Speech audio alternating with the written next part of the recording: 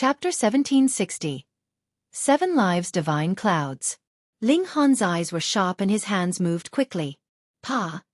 He had knocked that person unconscious with a single palm strike. He looked towards the large black dog and said, "Damn dog, I have indeed fallen for your trap again. This is no ancient site.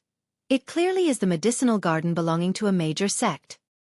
That person who had been knocked unconscious was clearly a herb farmer. Just now, Ling Han had clearly seen that he was using some kind of technique to extract the regulations of heaven and earth to embed into the medicinal ingredients. The large black dog's eyes spun quickly. He soon threw everything to the winds and admitted, "You are smart, brat. You have discovered it so quickly. Grandpa Dog is impressed." Ling Han was speechless.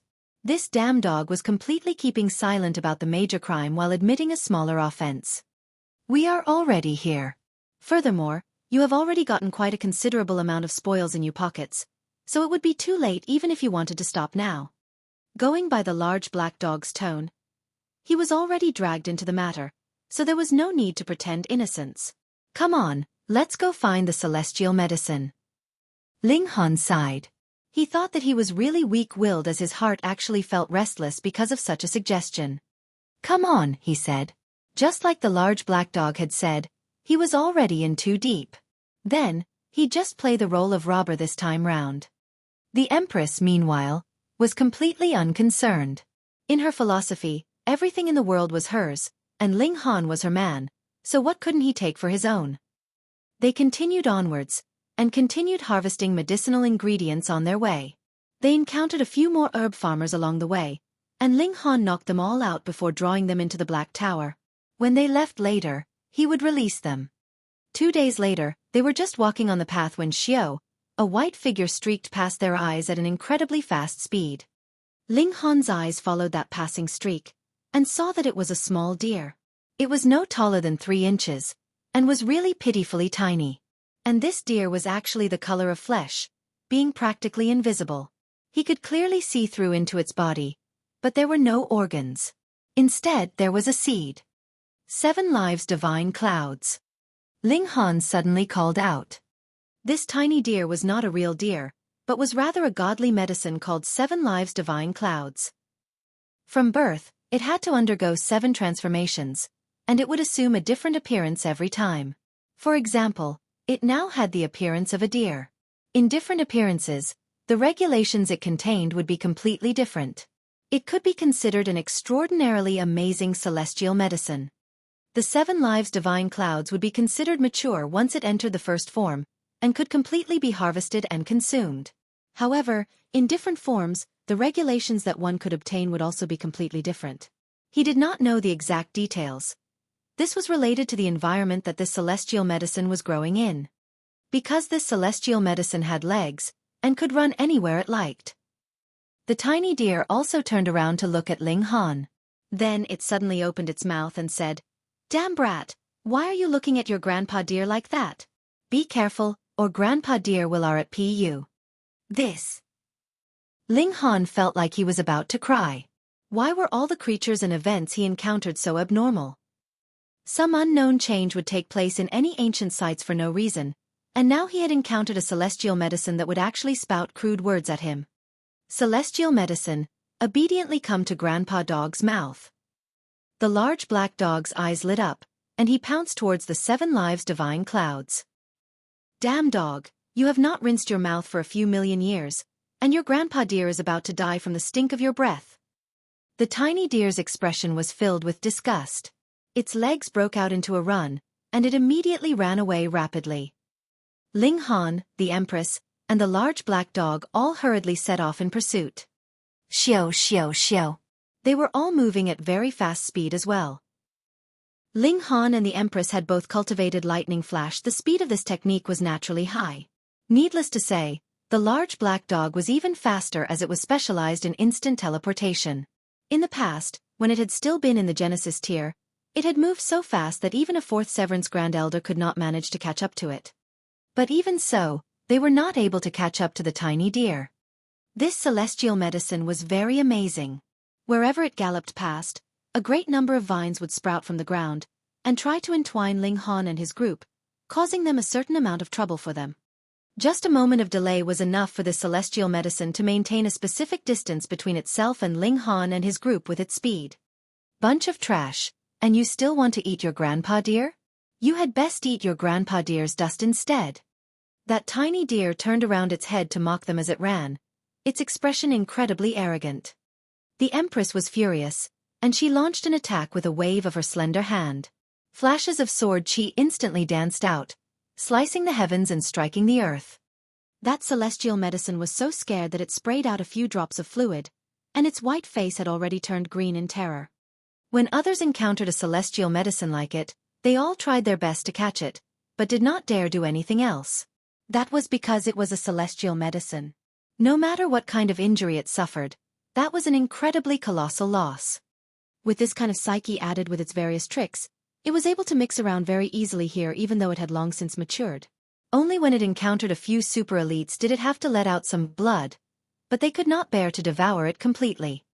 But this woman was too lacking in tender feelings, and looked like she was about to beat it to death, scaring it so much that it sprayed out a few drops of celestial fluid. Gods, really scared me to death. Ling Han's eyes were sharp and his hands were quick. With a scoop, he had drawn those several drops of celestial fluid into a jade bottle.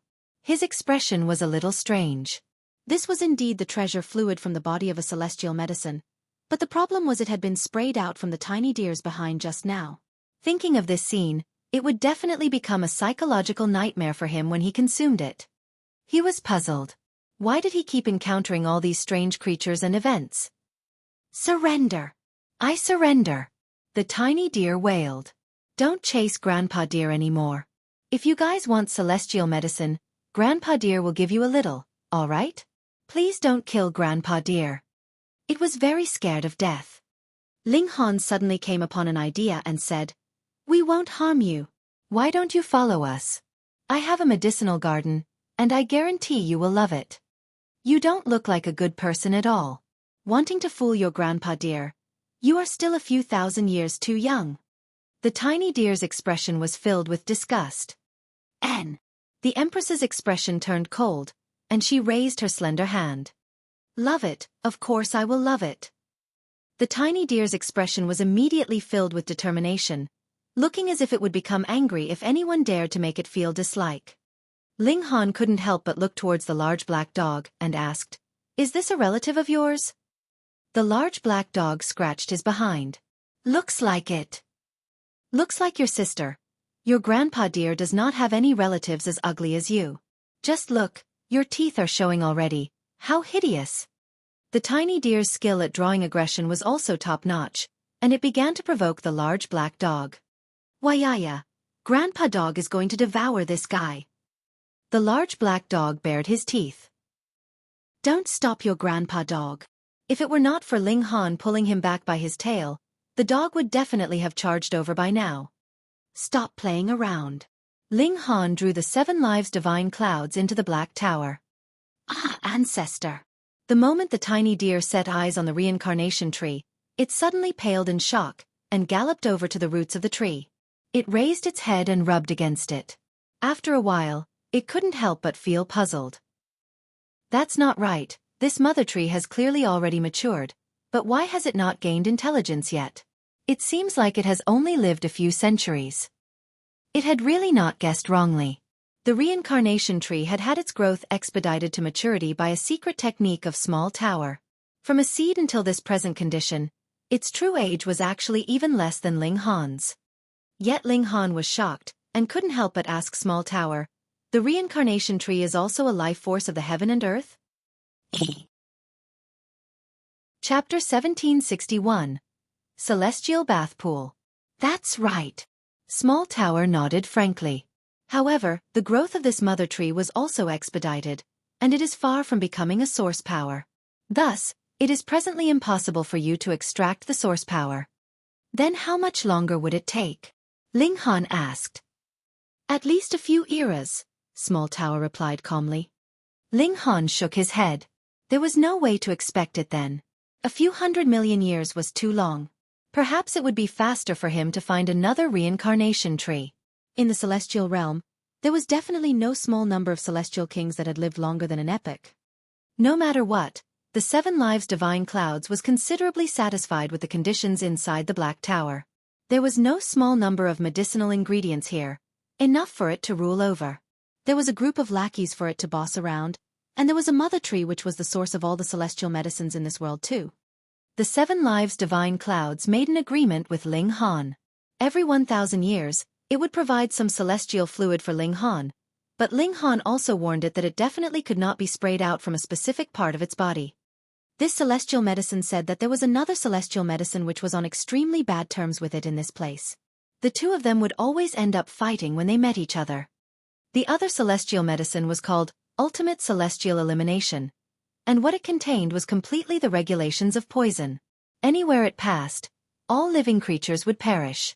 Thus, the medicinal ingredients here feared this ultimate celestial elimination very much, and begged the 7 Lives Divine Clouds to stop the ultimate celestial elimination from going around anywhere it liked. Part of the reason why the two celestial medicines would fight was because of this, and the other part was that both wanted to become the boss of this place. And now, the 7 Lives Divine Clouds was trying its best to spur Ling Han on into killing the ultimate celestial elimination. Ling Han naturally ignored it. He did not have the slightest interest in the regulations of poison. Furthermore, while the 7 Lives Divine Clouds, which was similarly a celestial medicine, and might have no fear of its poisonous traits, he himself was not immune. If he were to go and retrieve the ultimate celestial elimination, the possibility of him dying was much higher. Even the large black dog shook his head. If anyone wanted to retrieve a celestial medicine like the ultimate celestial elimination, he would at least have to be an immortal palace tier elite to be able to accomplish the feat. Now that we've got the celestial medicine, let's go, Ling Han said. Brat, your palate is really too easily satisfied. How could you be satisfied with a single celestial medicine? The large black dog scoffed. There are lots of good stuff here. Ahead of us is the treasury, and don't tell me you don't want a pseudo-celestial tool? Ling Han's need for a pseudo-celestial tool was really not all that high, but he was very interested in top-grade godly metal and pseudo-divine metal. He thought that since they were already thieves, then they might as well get some more treasures. He could think of repayment after he became a celestial king, he said to himself. The large black dog looked like he was taking a walk in a park, and went in twists and turns while leading Ling Han and the Empress. Very soon, they had walked out of the mountains, and a group of palaces appeared ahead of them, stretching out for who knew how many miles. Those are all treasure troves. The large black dog looked down from above, his eyes shining. There is a protective formation, Ling Han said after a glance. In front of me, there is no such thing as formations, the large black dog declared proudly. Ling Han fanned his hands. They entered the palace. This was a store of ingredients, and primarily contained fabrics. They were not ordinary materials, but consisted of the silk spun by immortal beasts as well as woven from the fur of immortal beasts. And this could not be considered celestial material yet, and could only be considered pseudo-celestial material. Only celestial king level was worthy of being called celestial material, but pseudo-celestial material was already very extraordinary. Ling Han naturally would not be reserved, and gathered everything. The large black dog and Ling Han began fighting over the spoils. Not only had they stuffed their spatial god tools to their fullest, they even wrapped themselves in it. They were really pretentious. After they had swept through this palace completely, they went to the second palace. After breaking through the formation and entering, they saw that there were actually multiple pools here. Ha! Ling Han and his group all exclaimed in surprise. These pools were really too extraordinary, exuding the light of great Tao. Regulations had taken solid form, swimming in the water like fishes. Celestial bath pools. The large black dog called out loudly, and immediately jumped into one of the pools with a splash. He opened his mouth, and simply floated around in the pool of water like that, absorbing the precious essence in the fluids of the pool. Ling Han and the Empress also jumped in respectively. Unfortunately, the heavenly phoenix divine maiden would not be able to enjoy such benefits. It was invigorating. Great Tao entered into Ling Han's body, using the waters of the pool as a bridge. It seemed as if the heaven and earth were clearing his doubts and offering teachings inside his body. It was possible for even an idiot's cultivation level to soar greatly. Ling Han couldn't help but be stunned. Just what kind of heaven-defying technique was this? He was even more curious by now. Which major sect did this treasury belong to? They were definitely exorbitantly wealthy. It was unknown how many treasures were contained in the waters of the pool. There was saintly medicine of the highest grade, and even a small amount of celestial medicine, as well as the essence of immortal beasts. Ling Han could see a tip of the iceberg through absorbing the pool's fluids. Those were the horns of a few immortal beasts that had been ground into dust, and their murderous aura had been erased by an elite. Finally, they turned into a medicinal bath with boundless benefits. He was rich, he was rich. Ling Han and his group did not make any sound, and tried their best to absorb the treasure fluid as much as possible. There were only a total of 10 such pools. 7 days later, Ling Han was the first to absorb all the essence in a pool. He climbed out, and entered into the 4th pool. 2 days later, the Empress and the large black dog came out at practically the same time, and entered into the 5th and 6th pool, respectively. It was clear from this that it was Ling Han's physique that was still the strongest. The Empress's divine fetus allowed her to split out 9 doppelgangers to simultaneously share and absorb the medicinal effects together. But the large black dog was actually incredibly freakish as well. This was a little shocking. Could it be that it was a divine fetus as well? When Ling Han thought that this damn dog could possibly be a divine fetus as well, he felt the words divine fetus had become very murky from now onwards. The gap between them soon became wider. When Ling Han entered into the 7th pool, a whole 3 days had passed before the Empress and the large black dog finally entered into the 8th and 9th pool, respectively. When Ling Han entered into the 10th pool, the Empress and the large black dog entered respectively only after he had absorbed about half of the medicinal effects in it. The 3 people worked at the same time, and very soon absorbed the 10th pool completely as well. A heat energy soared in Ling Han's body, immediately drying his clothes. He burped, and could see the divine light of Great Tao had turned into divine red clouds that spluttered out. That was because the regulations in his body were too deep and resounding, and he did not manage to digest them completely, so they had soared out of his body. It couldn't be helped. Who asked them to be thieves? They naturally were more concerned about consuming first before slowly digesting what they had eaten. These pools could not be moved. Otherwise, Ling Han would definitely have carried them off and slowly absorbed them. The condition now was actually very wasteful. Ji. It was at this moment that the great doors of the palace opened, and a person walked in. He was a young man who looked very handsome. His expression was filled with anticipation, and he appeared to be incredibly excited. However, he immediately discovered the presence of 2 other people and a dog in the palace, and his expression suddenly became very dramatic. This could be imagined because it was really too unexpected. Ling Han was also surprised. He realized that this world was really too small. That person was Han Chi. Could it be that this was the treasury of the Han clan? Chapter 1762.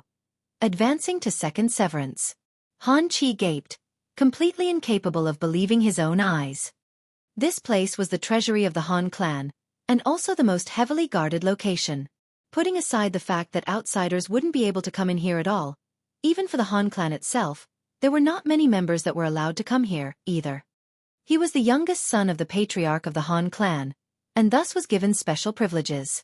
After advancing into the severing mundane tier, he could experience a celestial bath here. Not only would it stabilize his cultivation level, it could further increase his strength. When he used this opportunity to reach the middle stage or even the late stage of the first severance, he would go and seek Ling Han out to personally take revenge for their previous grudge. His cultivation level could soar just by taking a bath. Amazing, right? Hee, this was the power of a 3-star force. But Han Chi could never have imagined that when he pushed these doors open, he would actually see 3 outsiders here, and what made him feel even more stifled was that one of them was actually Ling Han. How was this possible? These words kept going over and over in his head. How could this be? How could this be? How could this be? After at least a few breaths, he suddenly came back to himself. These 3 guys actually absorbed all the essence in the celestial bath pools. Looking at the color of the pool waters, he knew that it had completely turned into ordinary clear water. His expression immediately became extremely miserable. That was his celestial medicine bath, yet it had now been absorbed completely by his enemy. This almost caused his heart to shatter. Why you? He pointed at Ling Han. his whole body trembling and face extraordinarily pale. He could not even muster up a single breath. Ling Han gave an "oh" and asked the large black dog, "You already knew that this was the Han clan's place?" "That's right. Do you think that your grandpa dog is so idle and free?" The large black dog scoffed. Ling Han laughed loudly and said, "This is the first time that I think that you have done a good deed. Pay, Grandpa Dog has always done only good deeds. What people call as the epitome of morality is Grandpa Dog," the large black dog declared, completely shameless. This large black dog was really quite interesting. It was aware of the various incidents of the Han clan coercing Ling Han, and thus brought him here to rob the Han clan blind. This deserved a full cup of wine. "Why were you?" Han Chi's breath still had not been mustered up, but his expression was already turned from white to green, and he could possibly faint at any time. Those were 10 celestial bath pools, and who knew how many billion years was needed to prepare all of them? If he was not the direct son of the ancestor of the Han clan, how could he possibly be allowed to come here for a bath the moment he advanced to the first severance? But even so, he could only enter into a single celestial bath pool. Otherwise, he would definitely be heavily punished by the clan, and it was not impossible for him to be even executed. And now, all 10 celestial bath pools had been completely sucked dry. "All of you die!" Han Chi finally exploded.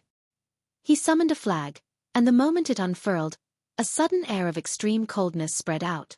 Ka. Thick layers of ice appeared on the pillars and floor tiles of the palace. Ling Han took a step forward, and the 9 heavens flames surged. Boom! The severe coldness was instantly stopped.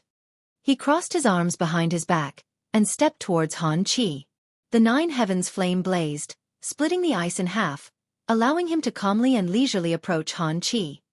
Han Chi gritted his teeth, and waved the flag with all his might, attempting to stop Ling Han's approach. It was useless.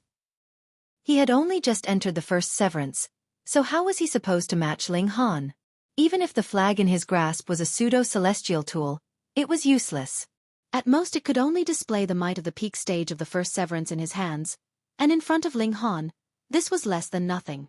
Seeing Ling Han had already come very close, Han Chi could only grit his teeth, turn around, and run.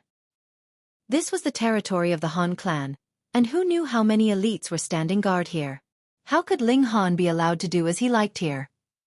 But his body had just turned around when Ling Han clutched his neck with a single move. Han Chi couldn't help but be greatly shocked. Could it be that he would have to destroy his physical body again? Yet Ling Han did not make a move. He knew that there was definitely a protective technique that an elite had placed in Han Chi's body, and couldn't bother himself to spare the effort, either. He directly sealed off Han Chi's cultivation level, and then tossed him over to the large black dog. Is there any way to make him suffer as much as possible under the condition that his life is not harmed? The large black dog's eyes turned, and he immediately showed a hint of excitement. "Leave it to me." But then, his expression immediately changed. "Oh no, this brat has touched the restrictions, and there are presently elites of the Han clan rushing over. Let's retreat quickly." Ling Han nodded. Though they had only robbed 2 treasure palaces here, and there were a considerable number of other places they had not emptied out yet, how would they be able to match immortal palace tier elites? Retreat! Retreat! Retreat! They went back the same way they had come. After they had exited the final protective formation, the large black dog still spared some effort to repair the formation, restoring it to a flawless condition. In this way, the Han clan would have completely no idea where they had come in from. And thus, they could also leave a back door for themselves. In future, they could continue to enter from this spot. Then, they traveled back to where the bushes were, yet saw that there would be occasional elites streaking past in the skies as well as powerful divine sense doing multiple sweeps. Clearly, the entire Han clan had already been alerted completely, and they were intending to find their uninvited guests. The large black dog set up a temporary transfer formation, which only sent them out of the surrounding diameter of 10,000 miles. However, this was already outside the territory of the Han clan. Then, they circled back, and activated the formation again. With a flash of light, they had already returned to Dark Moon City. After their taking the formation apart, no one would know what they had done or where they had gone. The large black dog carried Han Chi off with it with a snicker, and came back only after half a day had passed. However, Han Chi had disappeared. The large black dog explained, "Grandpa Dog stuffed that brat under a latrine pit. I guarantee that there is no way that the Han clan could find him even if they turned the whole celestial realm upside down." Ling Han's expression involuntarily became strange. Indeed, what celestial level elite would want to look under a latrine pit? Furthermore, celestials were immortal, so with the fact that Han Chi was buried underneath a latrine pit, he could not possibly die for billions of years, yet he would never see the light of day again, either. The large black dog was indeed two-faced to the extreme. The consequences of offending him were very serious. Ling Han and the Empress entered into seclusion. They had absorbed all 10 celestial bath pools, and this was something accumulated by the Han clan over who knew how many billions of years. Even a 3-star force needed innumerable billions of years to be able to accumulate such resources, so how valuable was it? A month later, they emerged from the Black Tower. Suddenly, tribulation clouds gathered. They were both about to break through to the second severance. The two of them greeted the heavenly tribulation head-on, and with how freakish they were, they naturally survived it easily. Second severance. They were both very excited, and did not think that they would have advanced into the second severance so quickly. However, this was only possible by relying on the accumulated resources of a 3-star force. Of course, the other reason was also because they had the reincarnation tree, which allowed them to digest these benefits in the nick of time. Not long after, the large black dog also scrambled over. He had actually advanced to the second severance as well.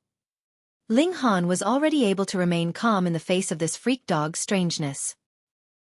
Han Hongfei has already left Dark Moon City, and just nice, we can return and play around again at the Ding clan, Ling Han said coldly. Previously, he only knew that there was not a single good person in the Ding clan, but he had never imagined that they would actually be so deranged to actually create an evil object like the Bell of 10,000 Ghosts. If that kind of evil tool was successfully refined, it meant that millions and millions of lives had been erased. Otherwise, it was definitely impossible that this evil tool could possess such frightening might. Chapter 1763. Insta-kill a third severance. Han Hongfei had left. He had not left willingly, but had rather been forced into leaving by the elites of the Black Moon sect. There was no helping it. This was the territory of the Black Moon sect, and what had you, a young soul elite, come for? To strut around and show off? Even if an immortal palace tier elite from the Han clan had come, which the Black Moon sect could not deal with, didn't they still have the Fu clan behind them? Since the Ding clan did not have elites on the level of dividing soul tier, whom did Ling Han have to fear?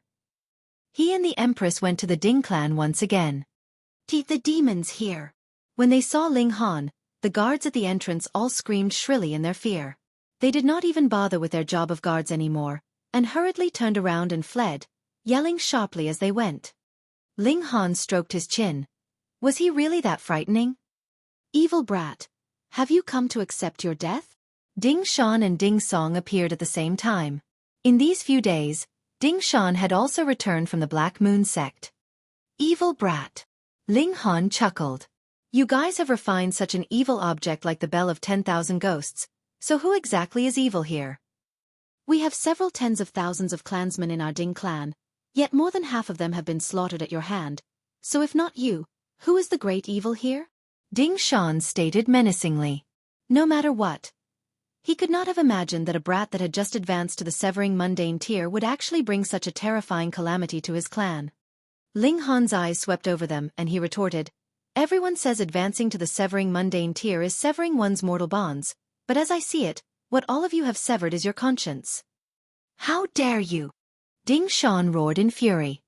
He charged out, shooting out a fist, and it seemed as if the heaven and earth itself was about to collapse.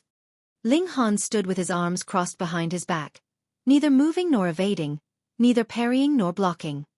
You're courting death. Ding Shan was so furious even his beard was trembling. He was a third severance elite, and Ling Han actually dared not to move or evade. That was really too arrogant. But that would be good too. You dare to confront me head-on, and that is a move to court your own death. At the side, Ding Song also revealed a cold smirk.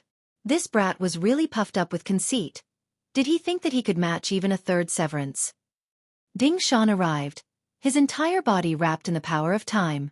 Regulations had taken the form of chains. Jiang, Jiang, Jiang, the the multiple chains suddenly shot out, making it seem as if his whole person had become a porcupine. He stretched his arms wide to wrap them around Ling Han, wanting to use these chains of regulations to pierce directly through Ling Han, giving him an endless agony. If Ling Han was allowed to die easily, that would really be letting off this evil brat too lightly. Yo, so enthusiastic. Ling Han chuckled, but his tone immediately turned cold in the next instant. Unfortunately, I cannot afford to take this kind of deranged, demented embrace from you. Hopefully, you can still be this arrogant later on.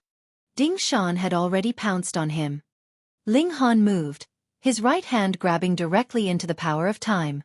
He, too, channeled the tide of the ages, and the two regulations cancelled each other out. Suddenly, a river of time appeared, and some previous memories of their lives could be seen in it, but they were all vague and obscure, and could not be grasped at all. Ding Shan's expression immediately became incredibly dramatic because he saw a giant hand that could not be halted reaching out towards his head. It was as if it could not be touched by any technique, and also seemed as if it itself was a manifestation of regulations, and was thus capable of being so absolutely unrestrained. He almost died in shock, and hurriedly screeched to a forceful halt, wanting to leap backwards in retreat. You think you can escape? Ling Han smirked coldly. His palm descended, and grabbed Ding Shan's forehead. This position was really too humiliating. A great third Severance Grand Elder, a being with a limitless lifespan, actually had his head held by another. If this spread out, how would Ding Shan have the face to see others in future? He quickly began to struggle, waving both his arms, kicking his legs madly, and shooting out multiple attacks of power of regulation, wanting to force Ling Han to release him. Ling Han gave a cold humph, and with a shake of his right hand, the sounds of bones breaking rang out repeatedly. Ding Shan was like a snake that had been gripped by its weak point. Instantly, all the bones in his body had been shattered. Then, his limbs drooped weakly, no longer having any ability to fight back. At the sidelines, Ding Song felt a chill seeping from beneath the soles of his feet and directly spreading throughout his whole body. A third Severance Grand Elder did not even have the slightest ability to resist in front of Ling Han. This was something that only a fourth Severance Grand Elder could accomplish. My gods! Second Severance. Ding Song finally managed to see through Ling Han's cultivation level. Or rather, he had finally noticed. Even his lips were trembling. This was unimaginable. He had clearly just advanced into the first Severance, and only a few days had passed since then, and he was already in the second Severance. Monster. An absolute monster. How did their Ding clan become enemies with this kind of monster? At this moment, Ding Song finally felt regret. Why had they coveted the Hu clan's celestial technique, which eventually led to the Hu clan being completely wiped out all those years ago? What he regretted even further was why hadn't they made sure that the Hu clan was completely eliminated? And the consequence was that so many years after the event, a monster the likes of Ling Han had emerged in vengeance. Let him go. Though he was covered completely in cold sweat, he still forced himself to look calm. Ling Han shook his head and asked with a grin, Are you an idiot? Ding Song also knew that Ling Han would not let him go, but what other words did he have to say? Let him go and all your grudges with the Ding clan will be cleared from now onwards, he forced out through gritted teeth. When he said these words, his heart felt suffocated and filled with fury, but what else could he do? Even a young soul elite could only watch helplessly as Ling Han escaped, and this brat's rate of advancement was so exaggerating. If they didn't clear their debts, the Ding clan would really be finished. As long as it did not involve another 3-star force or 2-star force, the Fu clan and the Black Moon sect would not care about the survival of Dark Moon City's factions, because no matter how much they fought amongst themselves, Dark Moon City would still be under the rule of the Fu clan and the Black Moon sect. Thus, the Ding clan could not possibly ask for protection from the Black Moon sect and the Fu clan. A third Severance Grand Elder had been produced through the expenditure of who knew how many resources, and a considerable number of first Severance Grand Elders of the Ding clan had already died. They really couldn't afford further loss. Cleared. Ling Han broke into surprised laughter in spite of himself. These people of the Ding clan were really living in their own world. Could it be that they thought that they were the true victims in this matter? The Hu clan had been wiped out, and it was to be considered cleared just like that? He had been targeted repeatedly by the Ding clan, and it was to be cleared like that? The Ding clan had refined such an evil object like the Bell of 10,000 Ghosts, and they wanted this to be cleared. Cleared your sister. Ling Han laughed loudly, both hands gripping Ding Shan's head. Then with a twist, the sound of bones cracking as crisp as frying beans resounded. Then, he threw Ding Shan over to Ding Song. Ding Shan's body skidded 9 to 12 meters on the ground, just managing to stop in front of the Ding Song's toes. He died. There was no need for Ding Song to examine closely, and he already knew that Ding Shan was already a fully dead man whose spirit had even been eliminated. His whole body was trembling, partly because of fury, but more so because of terror. When had it been that a minor character that was only an ant in his eyes actually possessed the strength to easily kill him? His life or death was no longer within his control, and this emotion was too terrifying. Grand Elder Ding Song. A few more people had arrived, and they were all First Severance Grand Elders and Second Severance Grand Elders of the Ding clan. Because there was no longer any need to seek Ling Han, they had naturally all returned. They had only been one step late, yet discovered much to their shock that Ding Shan had died. A third Severance Grand Elder actually died in such a calm way. There was no battle that shook the mountains and caused an earthquake. It was as if only a nameless foot soldier like a cat or dog had died. Grand Elder! They all exclaimed in shock, feeling as if the heavens themselves were falling down on them. Where is Ding Yaolong?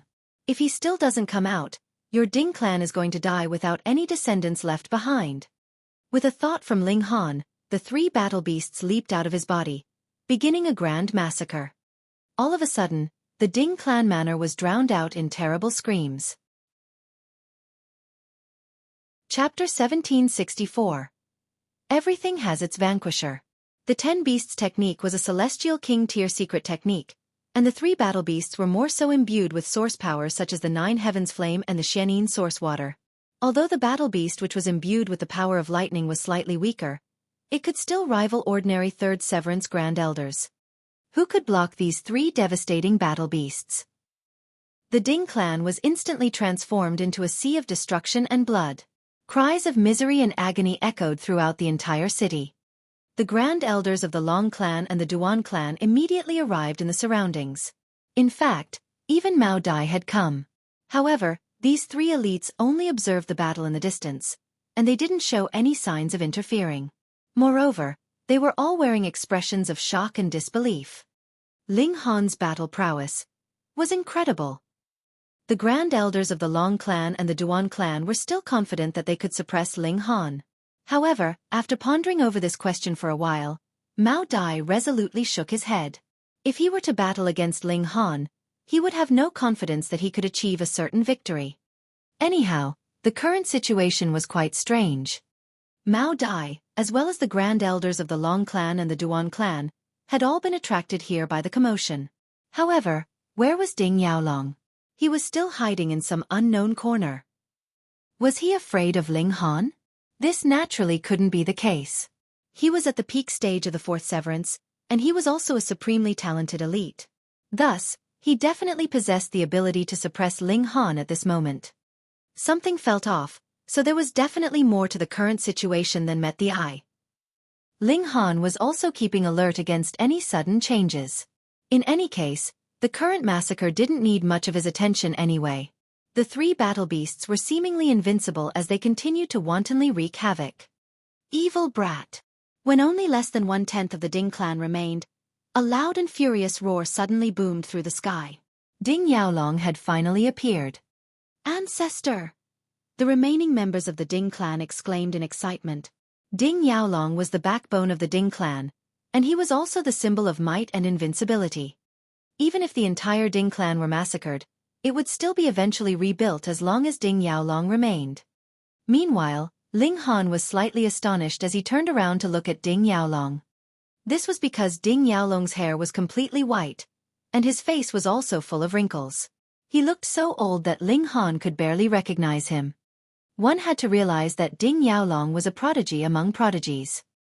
He had severed the mundane at an extremely young age, and he had only looked to be around 30 years old at that time.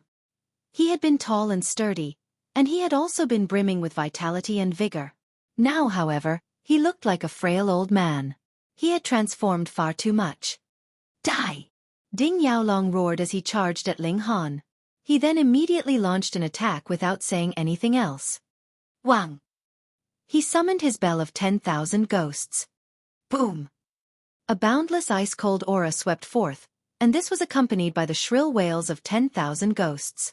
This attack was enough to make one go numb with apprehension, and it was enough to make one's divine sense leave their body. The bell of 10,000 ghosts had actually become even stronger. Ling Han finally understood why Ding Yaolong hadn't appeared earlier. He also understood why Ding Yaolong had transformed into this ghost-like state. As it turned out, he had been strengthening his bell of 10,000 ghosts. Regarding the specifics of how he had achieved this, Ling Han didn't know. He wasn't interested in finding out, either. Now, however, their cultivation level had already reached the peak stage of the third severance. If only one or two of the ghosts had achieved this rise in cultivation level, it naturally wouldn't have been any problem at all. However, as its name suggested, the bell of 10,000 ghosts held a profound number of vengeful ghosts. 10,000 ghosts had achieved this sudden rise in cultivation level. This was a genuinely terrifying notion. Ling Han was being surrounded and attacked by a profound number of vengeful ghosts at the peak stage of the third severance, and each of these vengeful ghosts was completely fearless and even undying. Just how terrifying was this? At the very least, Mao Dai and the Grand Elders from the Long clan and the Duan clan were feeling so apprehensive that their hair had already stood on ends. They immediately shot back in retreat, moving dozens of kilometers into the distance. This was to avoid being swept up in the suffusing black mists. Large numbers of vengeful ghosts were appearing from that expanse of black mist, and they would definitely struggle to protect themselves if they were caught anywhere near it. However, Ling Han simply smiled upon seeing this attack.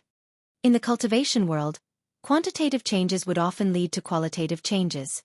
This was the case with the bell of 10,000 ghosts, which could release 10,000 vengeful ghosts to attack its target. Even Fourth Severance Grand Elders would struggle to withstand this attack. However, Ling Han had also experienced a qualitative change of his own. This qualitative change had resulted from him advancing from the first severance to the second severance. His godly bones had become tougher, and they had genuinely risen to the level of 2-star divine metal. What did this signify? This signified that even Fourth Severance Grand Elders would need to attack him several times if they wanted to wound him. That being the case, how could Ling Han be afraid of Third Severance vengeful ghosts? Would it make a difference even if they were at the peak stage of the Third Severance? Everything had its vanquisher. Right now, the bell of 10,000 ghosts was nothing but trash in Ling Han's eyes. Ling Han wrapped one of his arms around the Empress' waist, and he wrapped his other arm around the Heavenly Phoenix Divine Maiden's waist. He then confidently strode forward. After all, how could the vengeful ghosts near him? If they weren't incinerated by the Nine Heavens flame, then they would be transformed into ice statues by the Xianin source water. Pooh! Mao Dai and the Grand Elders from the Long clan and the Duan clan all gasped in shock upon seeing Ling Han casually stride forward. Their mouths hung so wide open that even an egg could be stuffed inside. This was unbelievable. This was far too fucking unbelievable. Even Fourth Severance Grand Elders could only kneel down and submit to Ling Han's incredible battle prowess. Impossible! Ding Yaolong exclaimed in shock. His eyes were wide with puzzlement and disbelief. He had exhausted his life force, and even transformed himself into this miserable state in order to increase the power of the bell of 10,000 ghosts. Yet, it was still completely ineffective against Ling Han? This was far too crushing. This was simply unfathomable. Trying to astonish a Fourth Severance Grand Elder was an incredibly difficult task. However, Ling Han had done so with ease. Moreover, he had astonished not one Fourth Severance Grand Elder, but 3. Of course, he had also astonished that Third Severance Grand Elder. Nothing is impossible. Effort is the decisive factor, Ling Han said. He waved his hand, unleashing an orb of flashing lightning that exploded in the air. Pang! There was a deafening boom, and most of the black mist was instantly dissipated into nothingness. Along with it, hundreds of vengeful ghosts were also blasted into smithereens. These vengeful ghosts were summoned by the bell of 10,000 ghosts, so they weren't genuine corporeal beings. Thus, there would be no concept of life and death. In turn, it wouldn't matter if they were obliterated and destroyed. After all, the Bell of 10,000 Ghosts could simply summon more. However, the Bell of 10,000 Ghosts would consume a portion of power each time it summoned a vengeful ghost. If too much power was consumed, it would eventually fall into a slumber. At that time, Ding Yaolong would need to sacrifice his blood and life force to awaken it again.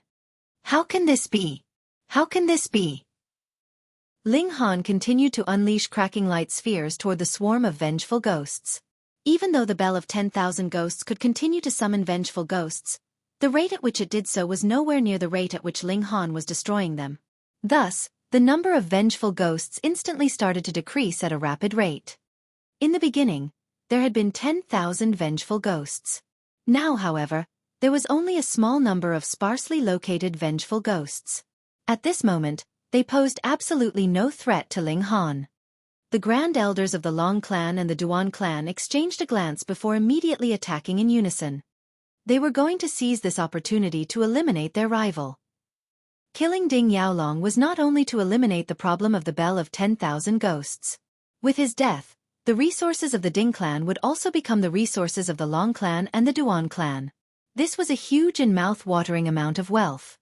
This was their best opportunity, so how could they not seize it with both hands? The two elites immediately teamed up, launching a wave of furious attacks at Ding Yaolong. The Ding clan was facing an existential crisis.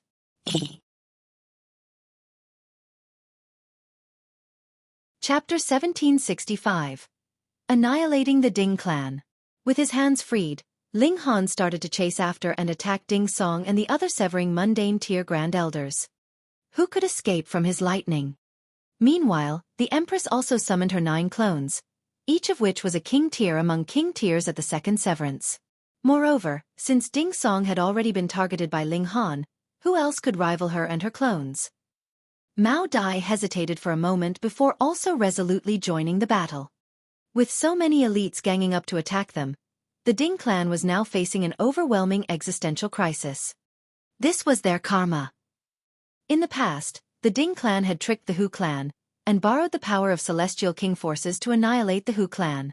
To say nothing of the Black Moon sect, even the Fu clan hadn't dared to say anything about this.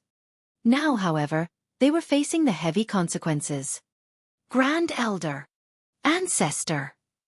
Damn it. The members of the Ding clan were all screaming in shock and fury. Almost none of them surrendered, and many of them chose to resist until the very end. However, how could they rival the power of 3rd Severance and 4th Severance Grand Elders? Apart from Ding Yaolong, the rest of the Ding clan was completely and thoroughly massacred. However, if they didn't kill Ding Yaolong, he would eventually flee with his Bell of 10,000 Ghosts, and create another Ding clan elsewhere. Thus, Ding Yaolong had to die, and the Bell of 10,000 Ghosts had to be destroyed. The Grand Elders from the Long clan and the Duan clan started to unleash increasingly powerful and furious attacks. Things had already come to this, so there was already no path of retreat. They had to carry through to the end and resolutely kill Ding Yaolong. Old geezers, you're seeking death. Ding Yaolong roared. There was a murderous gleam in his eyes, and he continued, After I flee, I'll definitely take the Bell of 10,000 Ghosts for a stroll around your clans. I'll let you experience the feeling of losing your entire clan. In your dreams. Ling Han roared as he charged over. He activated his immovable deity metal body, and he unleashed powerful celestial techniques from each of his 6 hands. His battle prowess rose by a whopping 10-fold. At this moment, his battle prowess could roughly rival that of elites at the early stage of the 4th Severance. Although he was still too weak to rival those at the peak stage of the 4th Severance, his powerful physique meant that he wouldn't be easily defeated by them, either. With Ling Han's help, the pressure on the Grand Elders from the Long clan and the Duan clan instantly decreased by a significant amount. Why was Ling Han participating in this battle? If Ding Yaolong unleashed a sacrificial technique to kill both himself and his opponents, Ling Han would resolutely step forward to block his attack. Moreover, he would be completely unscathed at that time. What was the most frightening thing when battling against those at the same cultivation level? Was it not sacrificial techniques that could kill both the host and their opponents? To say nothing of battling 2 against 1, even if it were a battle of 10 against 1, the single person might still be able to kill one of their opponents if they unleashed a sacrificial technique. After all, which of those at the severing mundane tier wasn't a prodigy among prodigies? However, with Ling Han's participation, Ding Yaolong was stripped of the right to even unleash such a sacrificial technique. That being the case, the elders from the Long clan and the Duan clan instantly felt much more at ease. At the same time, they could also unleash their powerful attacks with more confidence. On the contrary, Ding Yaolong was feeling extremely frustrated and stifled. He had already been facing immense pressure when fighting against the two Grand Elders who were at the same cultivation level as him. Although Ling Han was slightly weaker than them, with only a battle prowess at the early stage of the fourth severance, Ding Yaolong still wasn't able to completely ignore his attacks. How is this brat's defensive ability so powerful? Ding Yaolong was on the verge of tears. He had even been stripped of the right to unleash a sacrificial attack. How vexing would it be if he were to die here today?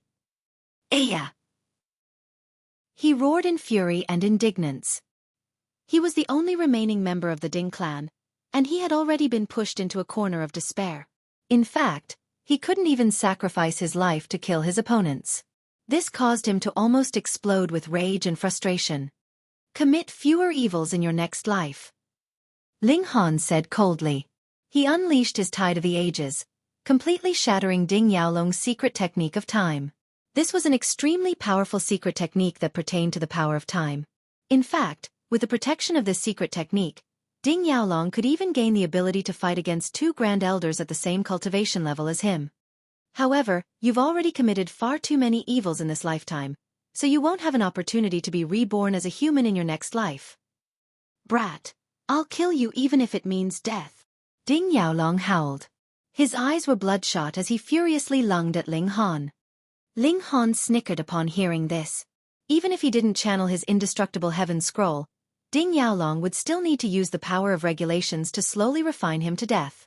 Ding Yaolong definitely wouldn't be able to kill him using brute strength. That being the case, how could Ding Yaolong kill him? In any case, he still had the indestructible true fluid. Thus, even if he were truly killed, he could still rise from the ashes and revive. Ding Yaolong would definitely be terrified to death if he learned of this. Old bastard, go die! Ling Han shouted as he exchanged blows with Ding Yaolong. Although he was sent flying time and time again, he would always use lightning flash to immediately charge over again. Ding Yaolong was completely obstructed by him. The Grand Elders from the Long clan and the Duan clan seized this opportunity to furiously attack Ding Yaolong. If they couldn't kill him while holding such an overwhelming advantage, they would be absolute embarrassments of Fourth Severance Grand Elders. If that were the case, they might as well find a slab of tofu to slap themselves to death. Ding Yaolong was riddled with wounds that were becoming more and more severe. However, he was being surrounded and attacked by three great elites, so he couldn't even find an opportunity to escape and flee. He could only fight to the death. Yet, fighting to the death would be completely meaningless. After all, Ling Han was an absolute freak who could even block his sacrificial attacks. Upon thinking of this, Ding Yaolong felt so frustrated that he almost spat a mouthful of blood. Pang! Pang! Pang! Dozens of attacks from the Grand Elders of the Long clan and the Duan clan slammed into Ding Yaolong's back, causing him to vomit blood and stumble back in retreat. However, this also caused him to become increasingly wild and furious as he charged after Ling Han. He refused to believe that Ling Han's defenses were invincible. However, he was destined to be disappointed. He was being relentlessly attacked, and this caused his battle prowess to be greatly affected. After all, he had already expended a huge amount of his life force and energy to increase the power of the Bell of 10,000 Ghosts. Thus, how could he unleash any more power? In fact, Ding Yaolong would violently spit a mouthful of blood with each attack that he launched. He naturally couldn't withstand this kind of expenditure, regardless of how much blood he had. Thus, after reaching a certain limit, his aura instantly started to fall significantly. The Grand Elders from the Long clan and the Duan clan were ecstatic upon seeing this. From today onward, there would be no more Ding clan. Damn it! Damn it! Damn it! Ding Yaolong threw his head back and roared in fury. His chest was already shattered, and blood was violently spurting from his heart. His vitality was also rapidly draining away. However, there was still anger and indignance in his wide-open eyes. A Grand Elite at the peak stage of the Fourth Severance was killed just like that. Ling Han threw another punch, unleashing his 9 heavens flame to incinerate the bell of 10,000 ghosts. Shrill wails echoed through the air, and numerous projections of vengeful ghosts rose from the bell of 10,000 ghosts. This was the final struggle of the evil weapon. However, without the power of its master, and due to its huge expenditure from before, the struggle of the 10,000 ghosts seemed extremely frail and listless. It wasn't long before the numerous formation patterns on its surface were refined and erased. These formation patterns were the reason that it had become an evil weapon. Ling Han then retrieved his divine demon sword to slash at the bell of 10,000 ghosts, absorbing the godly metal essence that was contained within this evil weapon. If he hadn't erased the formation patterns first, the divine demon sword wouldn't have been able to absorb the godly metal essence from the bell of 10,000 ghosts. This was because the bell of 10,000 ghosts would have instinctively counterattacked. Moreover, the divine demon sword was currently unable to defeat this evil weapon. The Grand Elders from the Long clan and the Duan clan silently observed this scene. Only when the bell of 10,000 ghosts was comprehensively destroyed did they calmly nod, finally at ease. This evil weapon was far too threatening to them. Ling Han also nodded at the 2 Grand Elders in acknowledgement before casually leaving the scene. With his current power, he naturally didn't need to lower his head before these 2 Grand Elders. He had clearly displayed his power in the battle just then. However, Ling Han didn't leave Dark Moon City. The resources of the Ding clan were a huge slice of cake, so he naturally wouldn't leave it to the others. If the Long clan and the Duan clan split the territory of the Ding clan but didn't give him any benefits. If that were the case, their eyes must have been clouded by greed. Sure enough, the 2 Grand Elders personally came to visit him after a few days. After some polite chatter, they handed Ling Han a spatial god tool. Ling Han inspected its contents on the spot, and a satisfied smile immediately spread across his face.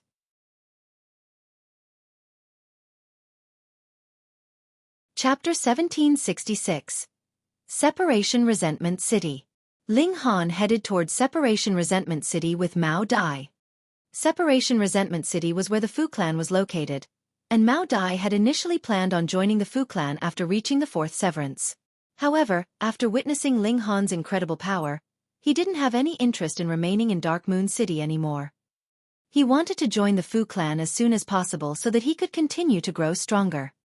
If one didn't have a flying treasure, then the fastest way to travel around the celestial realm would be by ship. After all, transfer formations were far too expensive and far too difficult to construct. Ling Han couldn't help but click his tongue in wonder. As it turned out, the large black dog could also be viewed as a talented dog. Anyhow, he would leave the people from the Great Ling Empire in this smaller city of the Black Moon sect. He couldn't look after them forever, so now was a good time for them to gain independence and learn to live by themselves. This was the celestial realm, and there was no such thing as heaven or hell in this realm. Do they truly not exist? Ling Han asked Small Tower. Most definitely not. Small Tower answered with absolute certainty. At this moment, Ling Han was filled with great anticipation. After arriving at the Fu clan, he could start to ask around for the Rock Palace's whereabouts. At that time, he would then be able to set off and look for his friends. After sailing for almost a year, the ship finally arrived at Separation Resentment City. This was an unfathomably large 3-star city that was divided into 4 regions: Heaven Departing City, Separation Reluctant City, Great King City, and Minor King City. Heaven Departing City was the city of the highest level, and only the Fu clan and their subordinate forces were allowed to reside in it. Separation Reluctant City also housed the subordinate forces of the Fu clan, but these forces were far weaker than those in Heaven Departing City. Moreover, their relationship with the Fu clan was also relatively inferior. Meanwhile, Great King City and Minor King City both housed ordinary residents. However, Great King City was slightly higher in level. After all, ordinary residents were also divided into different social classes. Mao Dai was followed by Zhang Chong and Mao Shuyu, while Ling Han was accompanied by the Empress and the Heavenly Phoenix Divine Maiden. The 6 of them settled down in Minor King City before sending someone to report their arrival. Of the 4 cities, only Minor King City could be entered with a payment of star stones. Meanwhile, the 3 other cities all required explicit permission before one could enter. If one were to enter without permission, the guards of the Fu clan weren't standing around for show. After waiting for a few days, Ling Han and the others finally received permission to enter Heaven-Departing City. The 4 cities of Separation Resentment City were organized in a top-down manner, with Heaven-Departing City naturally situated at the topmost location. In fact, one would need to enter a transfer formation to reach this city. Because the distance wasn't too great, the cost of constructing and maintaining this transfer formation was also relatively acceptable.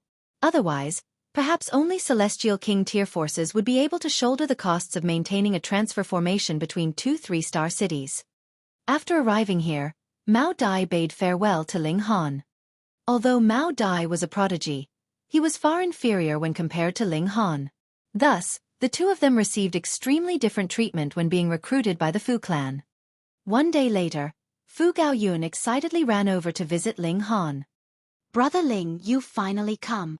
He immediately rushed over to give Ling Han a friendly and enthusiastic hug.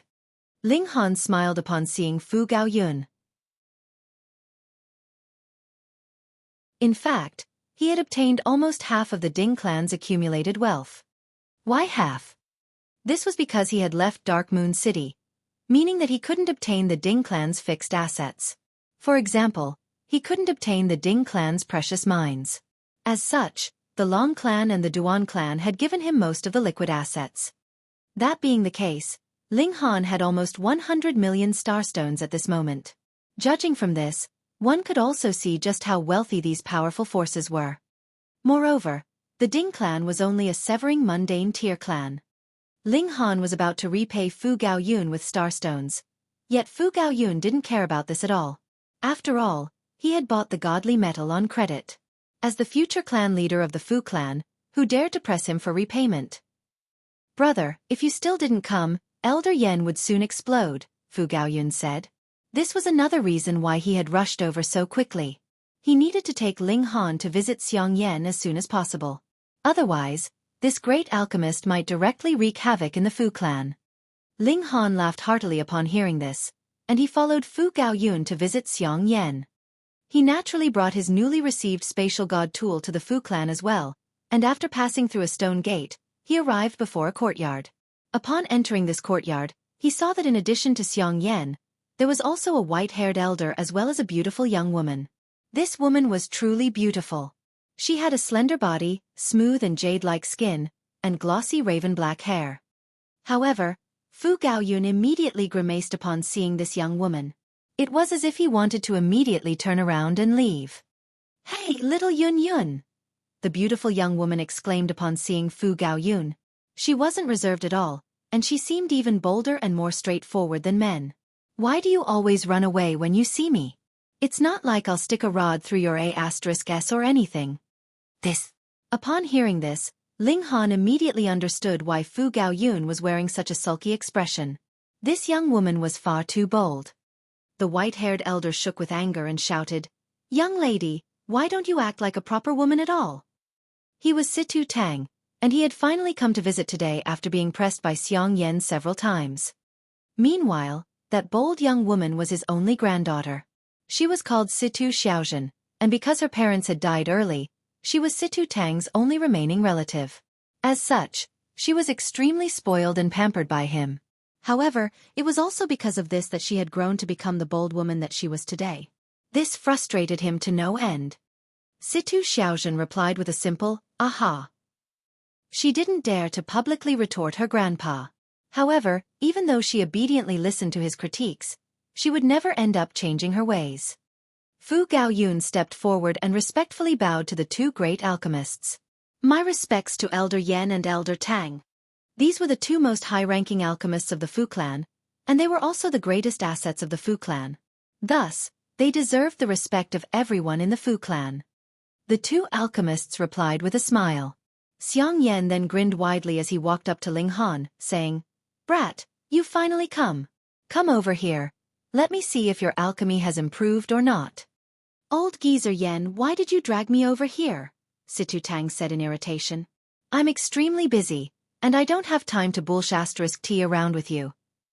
Ling Han couldn't help but grimace. He finally understood where Situ Xiaozhen had learned her habits from. Meanwhile, Situ Xiaozhen was glancing at Ling Han in curiosity. She had seen Xiong Yen many times, Yet she had never seen him acting so warm and friendly with anyone before. Xiang Yan humphed before disdainfully saying, "Old geezer Tang, I suggest that you stop wasting your time on the Winds and Fire's 9 Clouds pill." "What? You dare to say that I'm wasting my time?"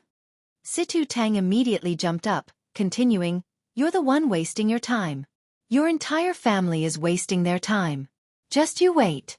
I'll definitely refine the Winds and Fire's 9 Clouds pill in under 10,000 years. Heh! Xiang Yan chuckled coldly as he tossed a vial towards Situ Tang. He was wearing an apathetic expression, yet he was already jumping around and dancing in joy in his mind. Situ Tang instinctively caught the vial, and he irritatedly asked, "What's this for?" "Open it and see for yourself." Xiang Yan replied with a wave of his hand. "How pretentious," Situ Tang said with a scoff. He casually opened the vial, yet his expression instantly underwent a drastic change. This was because he could already smell the fragrance of the alchemical pill. He shuddered upon smelling this, and he immediately exclaimed, "Winds and Fire's 9 Clouds pill."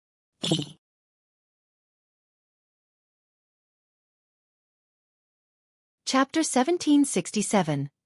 Bold Woman. "Heh, it's nothing, Xiang Yan purposefully said. He was wearing a fake expression of calm and modesty as if he didn't want to be congratulated. Meanwhile, Situ Tang was completely stunned. He poured the alchemical pill out before carefully examining and smelling it. His expression became increasingly fervent, and even his beard was starting to shudder. He had already spent billions of years to perfect the ancient pill recipe for the Winds and Fire's 9 Clouds pill. In fact, he had even engaged in numerous arguments with Xiang Yan over the direction of the pill recipe. It was also because of this that they had become opponents and adversaries. He had been extremely confident that he was correct, and he had also been certain that he could definitely succeed in refining the alchemical pill at some point in time. However, who would have thought that his opponent would succeed in refining it before him? "Ha! Grandpa Yan, you truly succeeded?" Situ Xiaofan asked. She wasn't shocked by this sudden turn of events. "Of course. How can your grandpa compare to me?" Xiang Yan replied smugly. This was only a friendly competition between him and Situ Tang, and the relationship between them was actually extremely deep. Thus, he treated Situ Xiaofan as if she were his own granddaughter. Situ Xiaofan raised her thumb and said, "Grandpa Yan, you're so talented." Situ Tang looked at Xiang Yan as he finally came to his senses, and asked, "Why you genuinely succeeded?" "It's naturally because I chose the correct method. Moreover, my alchemy skills are far superior to yours, so I was able to easily refine this pill," Xiang Yan said without any sense of shame. If it weren't for Ling Han's help, he would have definitely still been stumbling around like a headless chook. Situ Tang naturally didn't believe him. After all, he understood Xiang Yan better than Xiang Yan understood himself. The reverse was also true. Under his relentless interrogation, Xiang Yan had no option but to spit out the truth. Situ Tang looked Ling Han up and down. After a while he said, "Brat, why don't you become my disciple?" "Piss off. I found him first." Xiang Yan immediately said.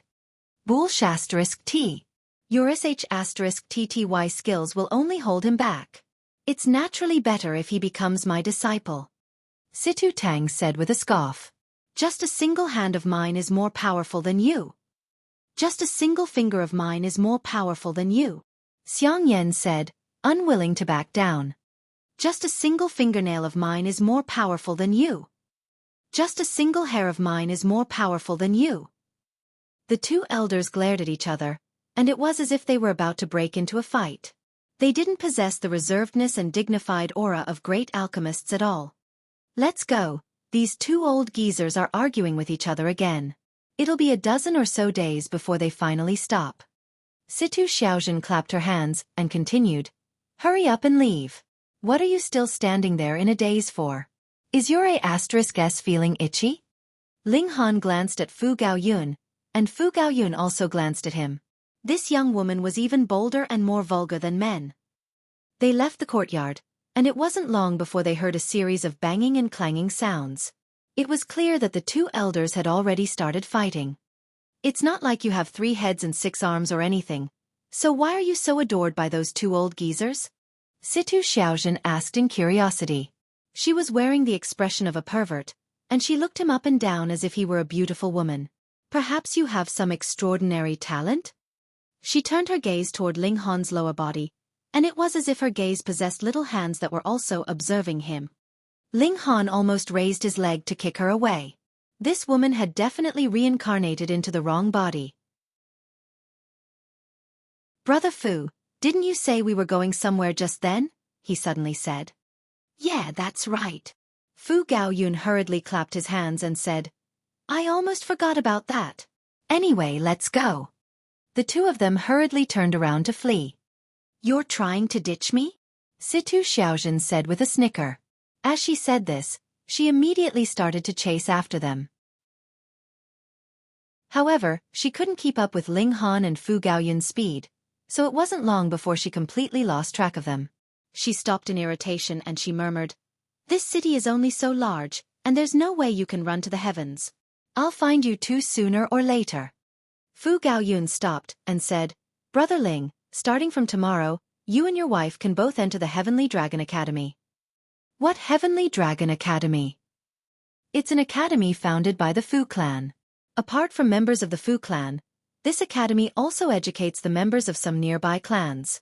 In addition, it also recruits prodigies from other cities, Fu Gaoyun explained. For example, Black Moon City's Changsun Liang.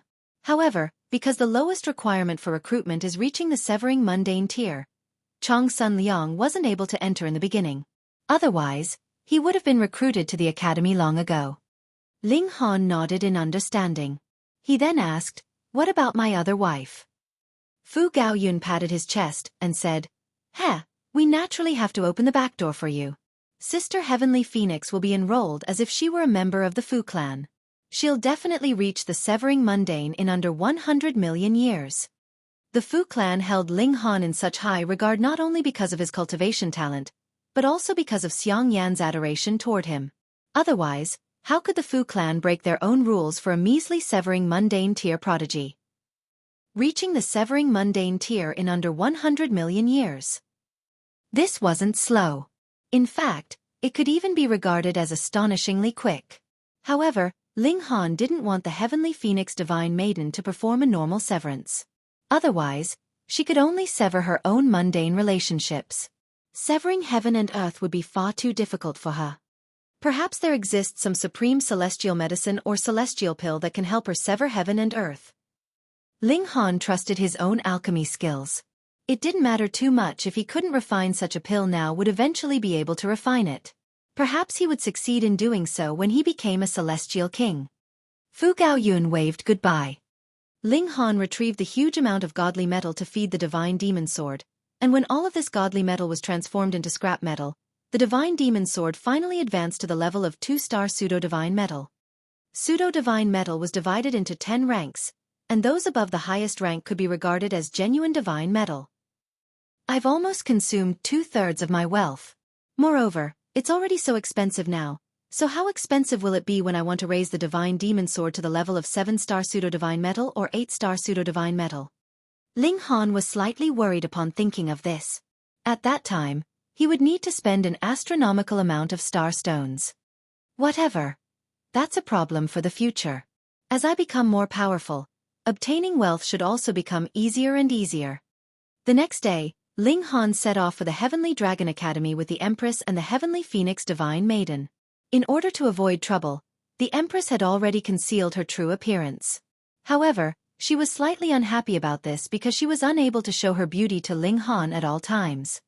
After walking for a while, they arrived at their destination. The Heavenly Dragon Academy was incredibly large. 3-star cities were at least 10 times the size of 2-star cities.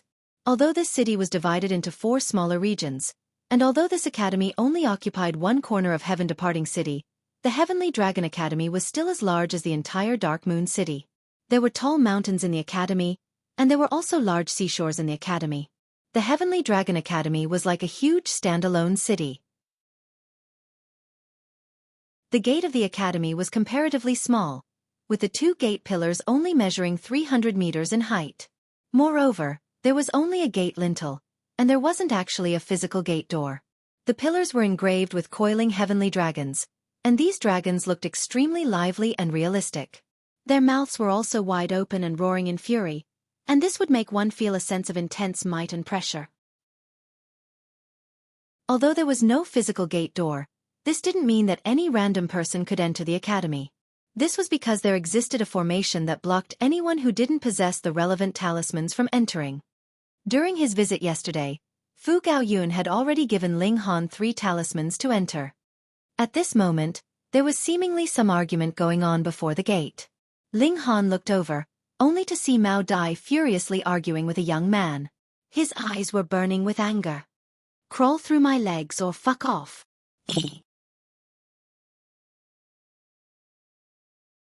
Chapter 1768. Humiliation.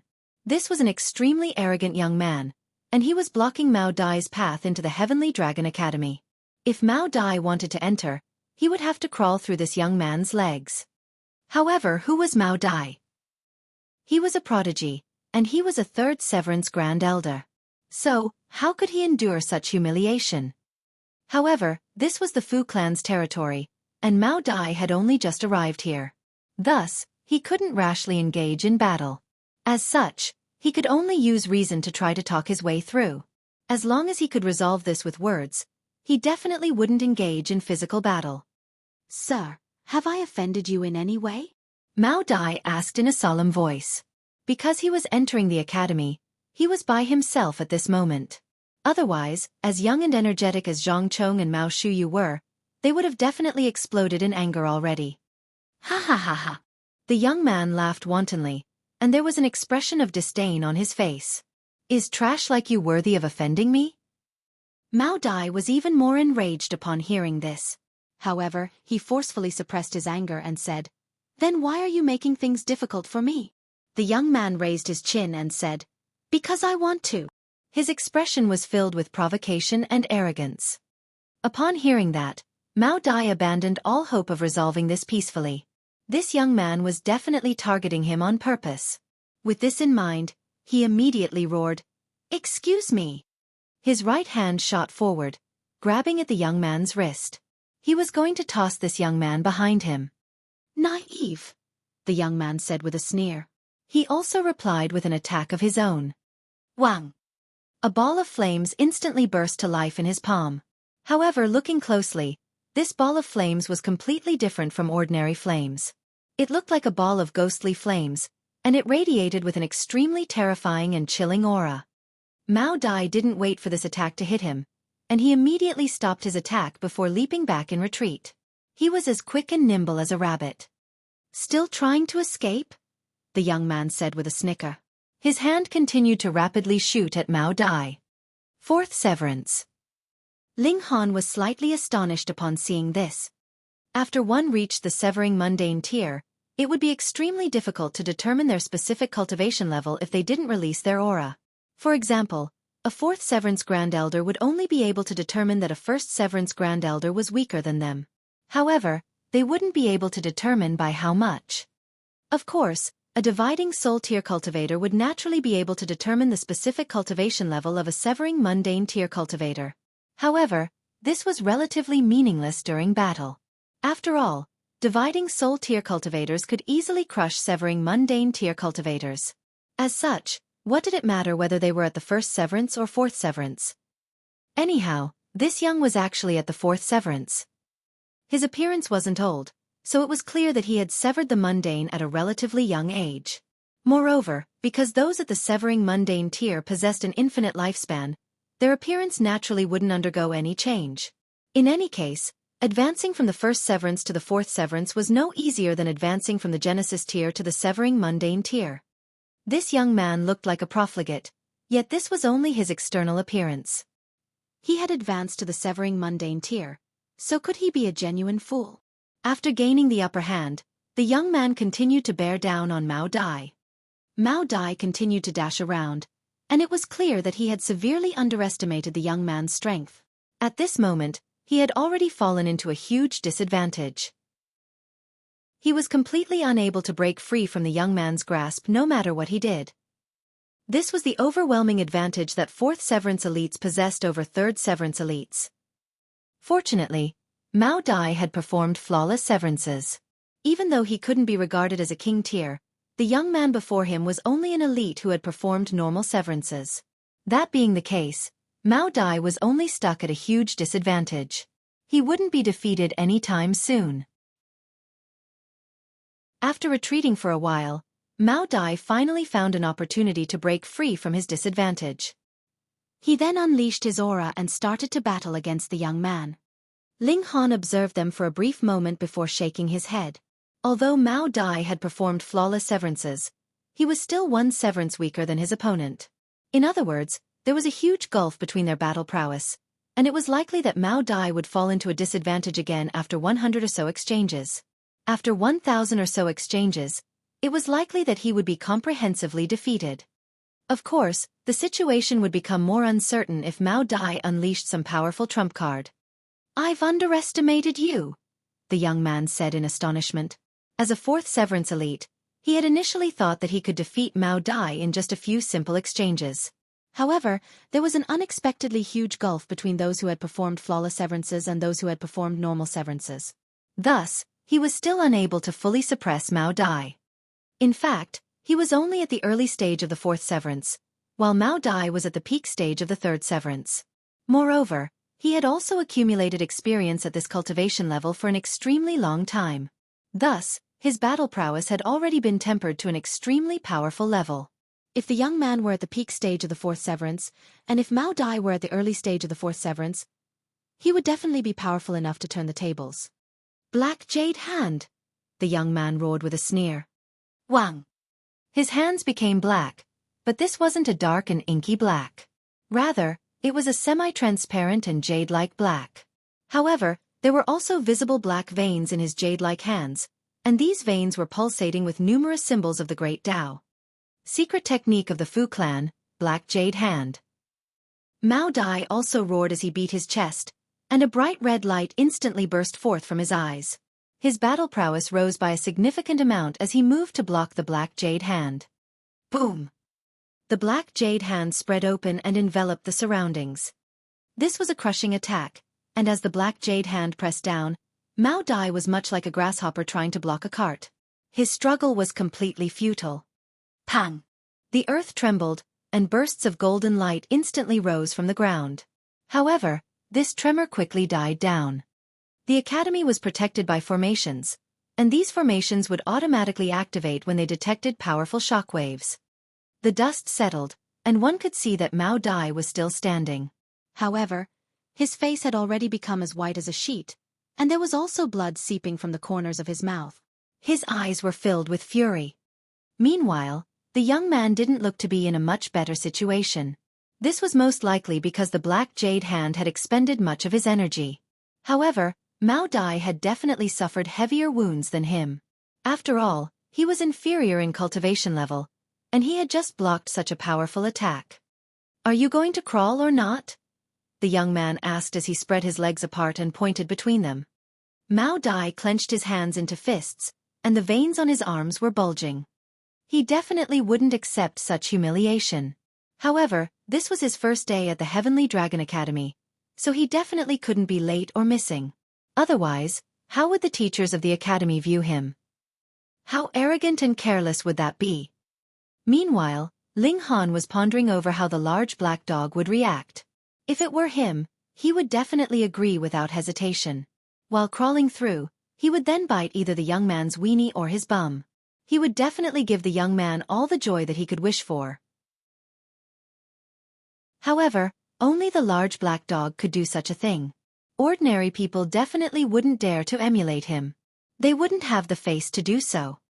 Ling Han flicked his sleeves and strode forward, saying, "What incredible rules! One needs to crawl through a dog flap before entering the academy." The young man faltered upon hearing this. However, he instantly flared up in rage when he came to his senses. "Dog flap? In other words, you're calling me a dog? Fa." "Ling Han?" the young man asked. His gaze became piercing, and an expression of ridicule spread across his face. Ling Han was slightly astonished. Since when had he become so famous in the Fu clan? He nodded and replied, Indeed, your grandpa is none other than me, Ding Xiaochen. If Ding Xiaochen still had a spirit after death, he would definitely spit a mouthful of blood upon hearing this. How many times did Ling Han want to impersonate him? The young man was enraged upon hearing this. My grandpa definitely isn't as young as you. However, he forcefully suppressed his anger and said in a solemn voice, I'm Fu Zhengtong. I've never heard of you before. Which small fry are you?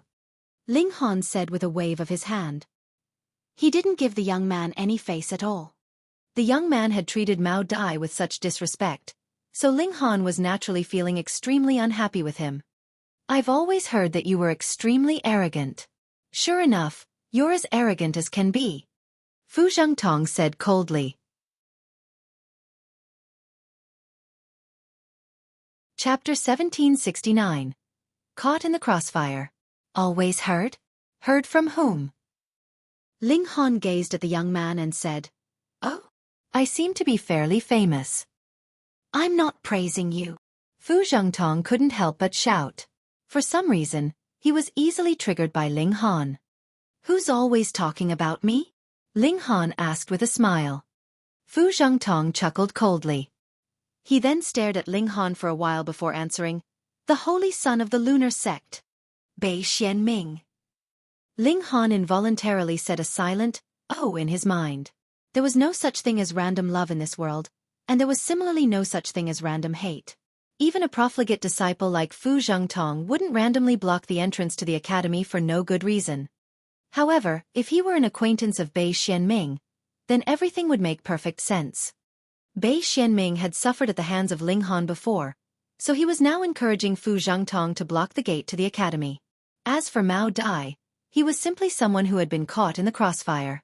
Anyhow, it was unclear whether Fu Zhengtong had decided to have some fun first, or he had purposely targeted Mao Dai because he knew about his good relationship with Ling Han.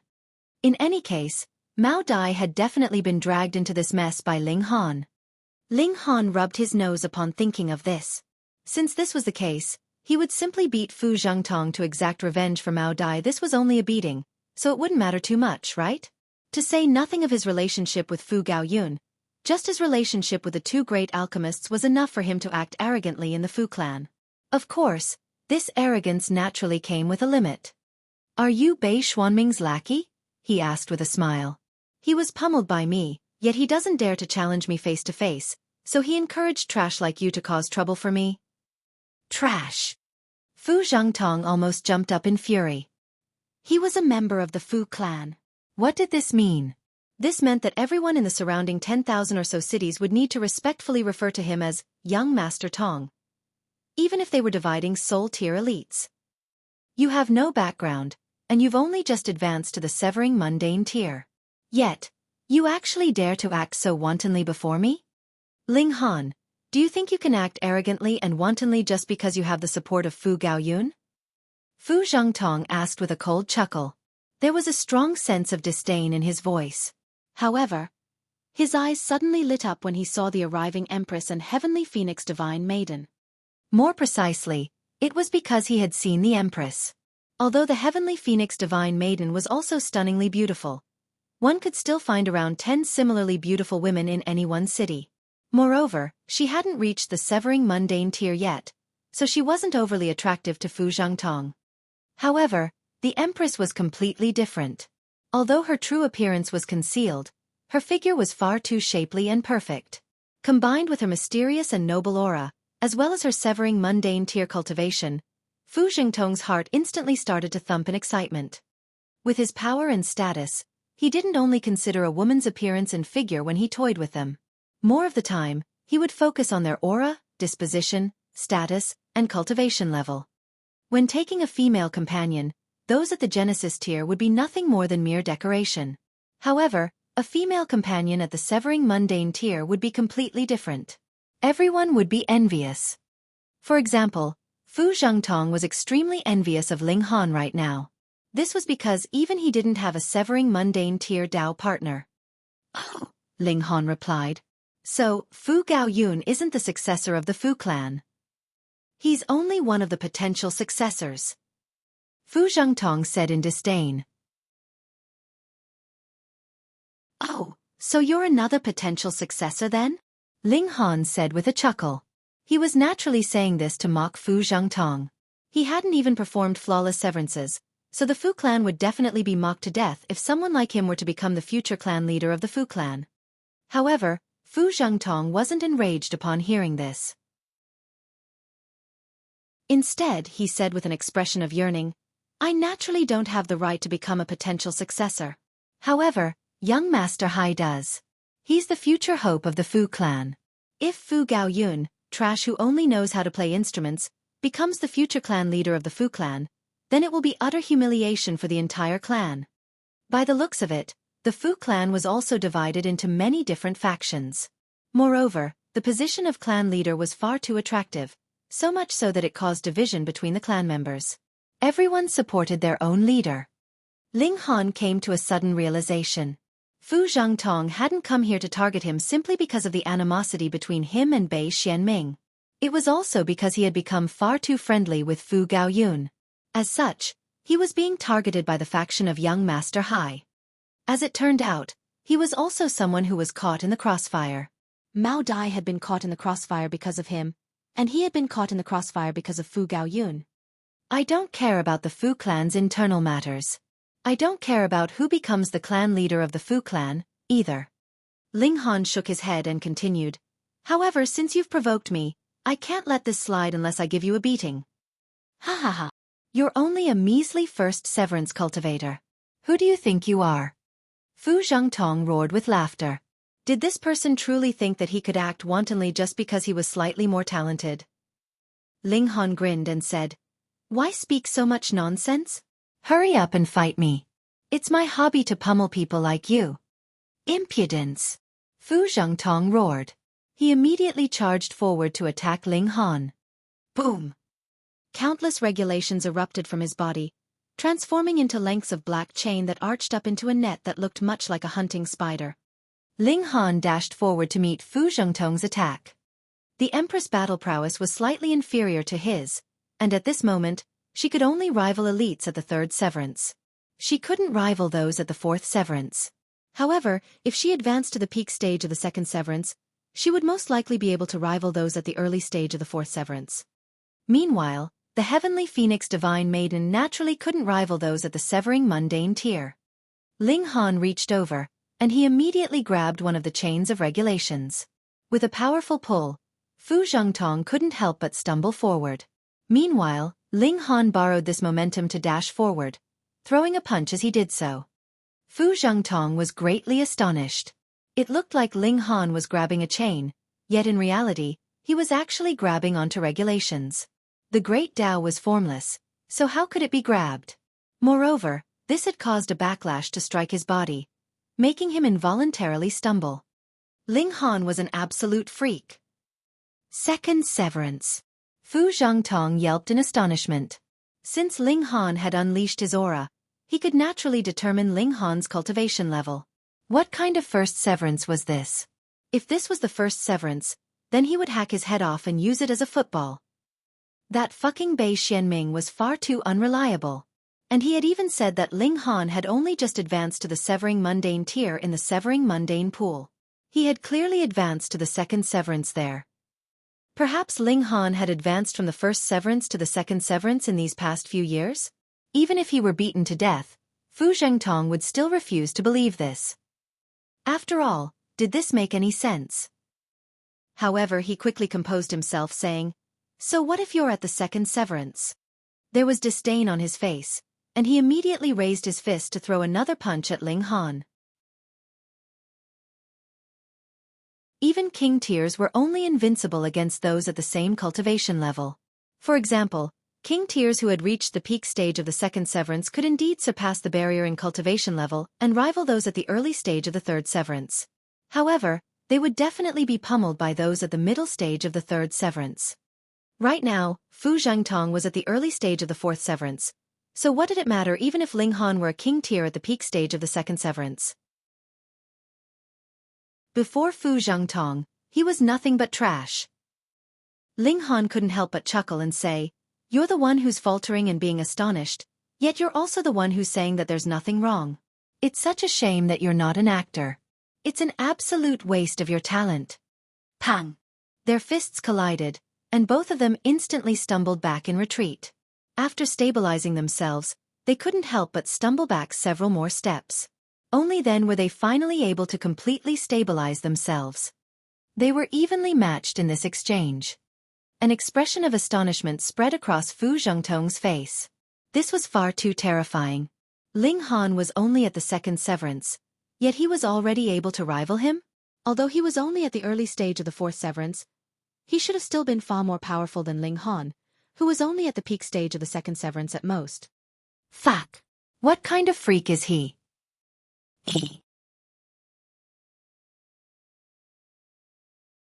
Chapter 1770. Might of the Divine Demon Sword. Fu Zhengtong refused to believe this. He didn't dare to believe this. This had shattered the iron rules of the cultivation world, and it was something that should have been completely impossible to achieve. He had definitely made a mistake. His opponent was actually at the third severance. Yes, he was actually at the peak stage of the third severance. What a sneaky brat. You're clearly at the third severance, yet you've purposefully practiced some cultivation technique to manipulate your aura and trick your opponents. Fu Zhengtong said through clenched teeth. This kind of person was truly far too detestable. They didn't focus on raising their cultivation, and they instead relied on these evil little trickeries. Ling Han was astounded. Fu Zhengtong was far too skilled at speaking absolute bullshit. You're nothing but a frog that sits at the bottom of a well, Ling Han said. He couldn't be bothered arguing with him anymore. He raised his fists and unleashed more of his battle prowess. Suppress! Fu Zhengtong roared. He immediately composed himself. Their battle prowess was almost identical, so now it was a battle between whose celestial technique was more powerful. As a member of the Fu clan, how could he lose to this country bumpkin? Boom! Boom! Boom! They collided again, with both of them unleashing waves of celestial techniques. At the same time, regulations transformed into spears and chains that whistled through the sky and shook the earth. Fortunately, there were formations protecting the academy and its surroundings. As such, it would be extremely difficult to damage the surroundings. Even so, the surrounding earth was still filled with lumps and craters, making it look like a pockmarked face. Ling Han had to admit that those at the fourth severance were indeed extremely powerful. Even though Fu Zhengtong was only at the early stage of the fourth severance, and even though he had only performed normal severances, he could still manage to rival Ling Han's battle prowess. Ling Han was sighing in emotion. However, if passers-by witnessed this battle, their eyes would definitely bulge out in disbelief. You're only at the fucking second severance.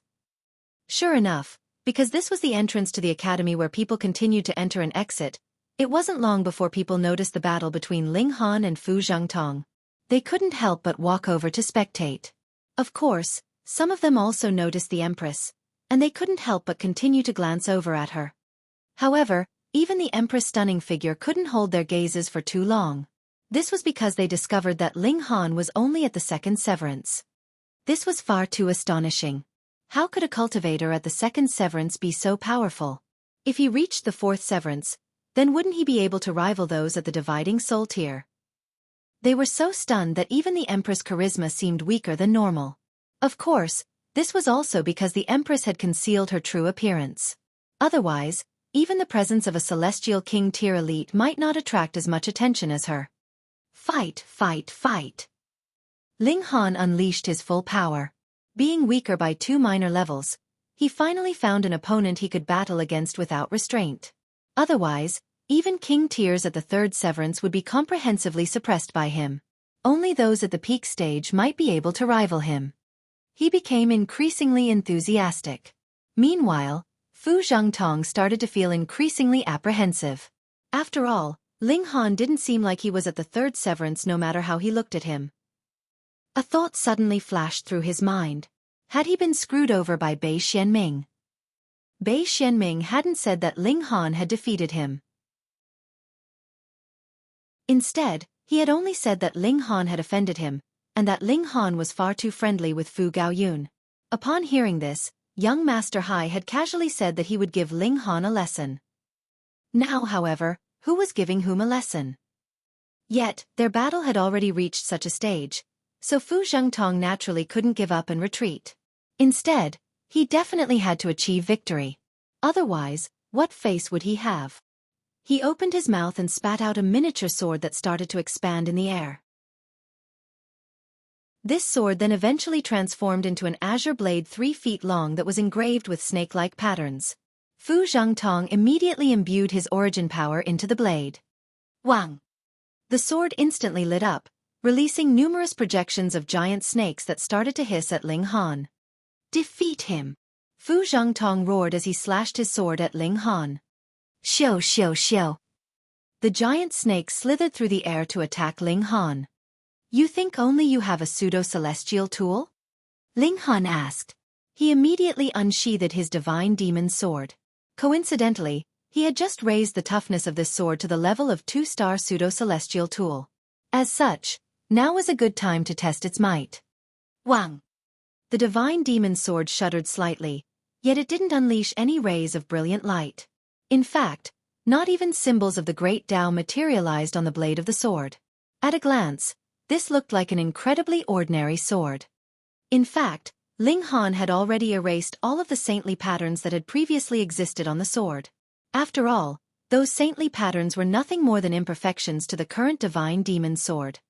The divine demon sword looked as ordinary as could be, yet when Ling Han slashed down, it released bursts of sword light that illuminated the sky. At the same time, countless bursts of sword chi surged forth, and it was as if they wanted to shatter the entire sky. Pa pa pa pa! The projections of the giant snakes were immediately obliterated by the countless bursts of sword chi. However, the bursts of sword chi didn't dissipate, and they instead continued to slash at the nearby Fu Zhengtong. What? Fu Zhengtong was completely astounded. He had retrieved his pseudo-celestial tool to settle victory and defeat in one resolute attack.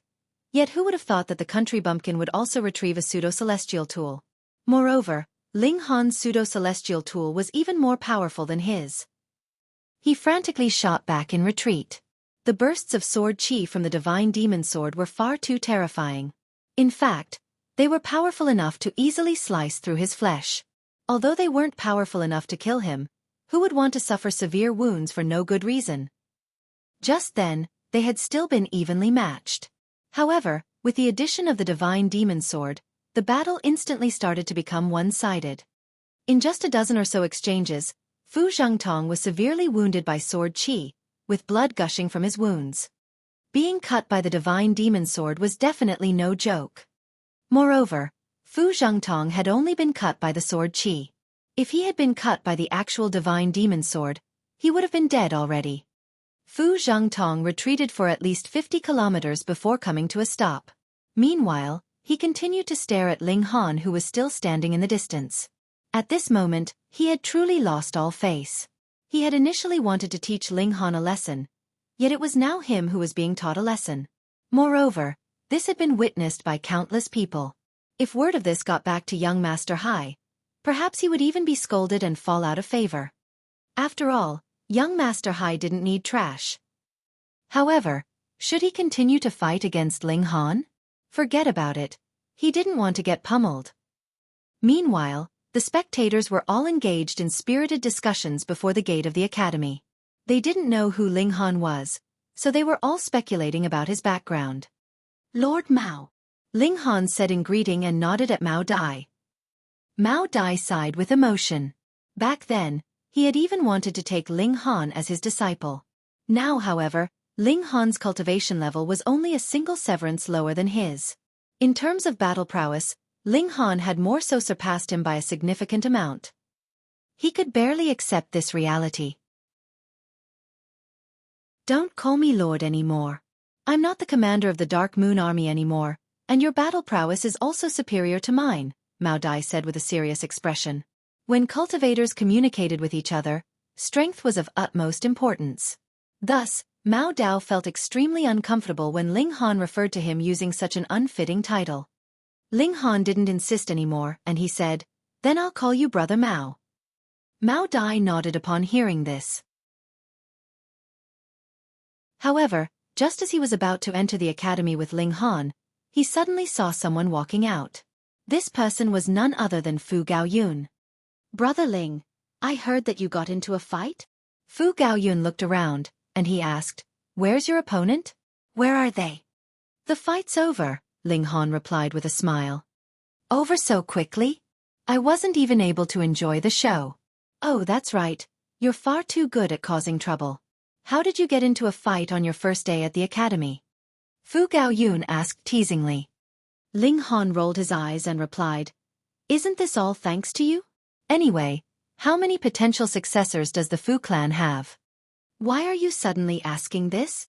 Fu Gaoyun asked in slight curiosity. "The person I was fighting with just then was called Fu Zhangtong. He said that young Master Hai or something wanted to teach me a lesson. He also told me not to be friends with a weak person like you anymore." "What?" Fu Gaoyun exclaimed in astonishment. "You were fighting with Fu Zhangtong? Heavens! That was a 4th Severance elite."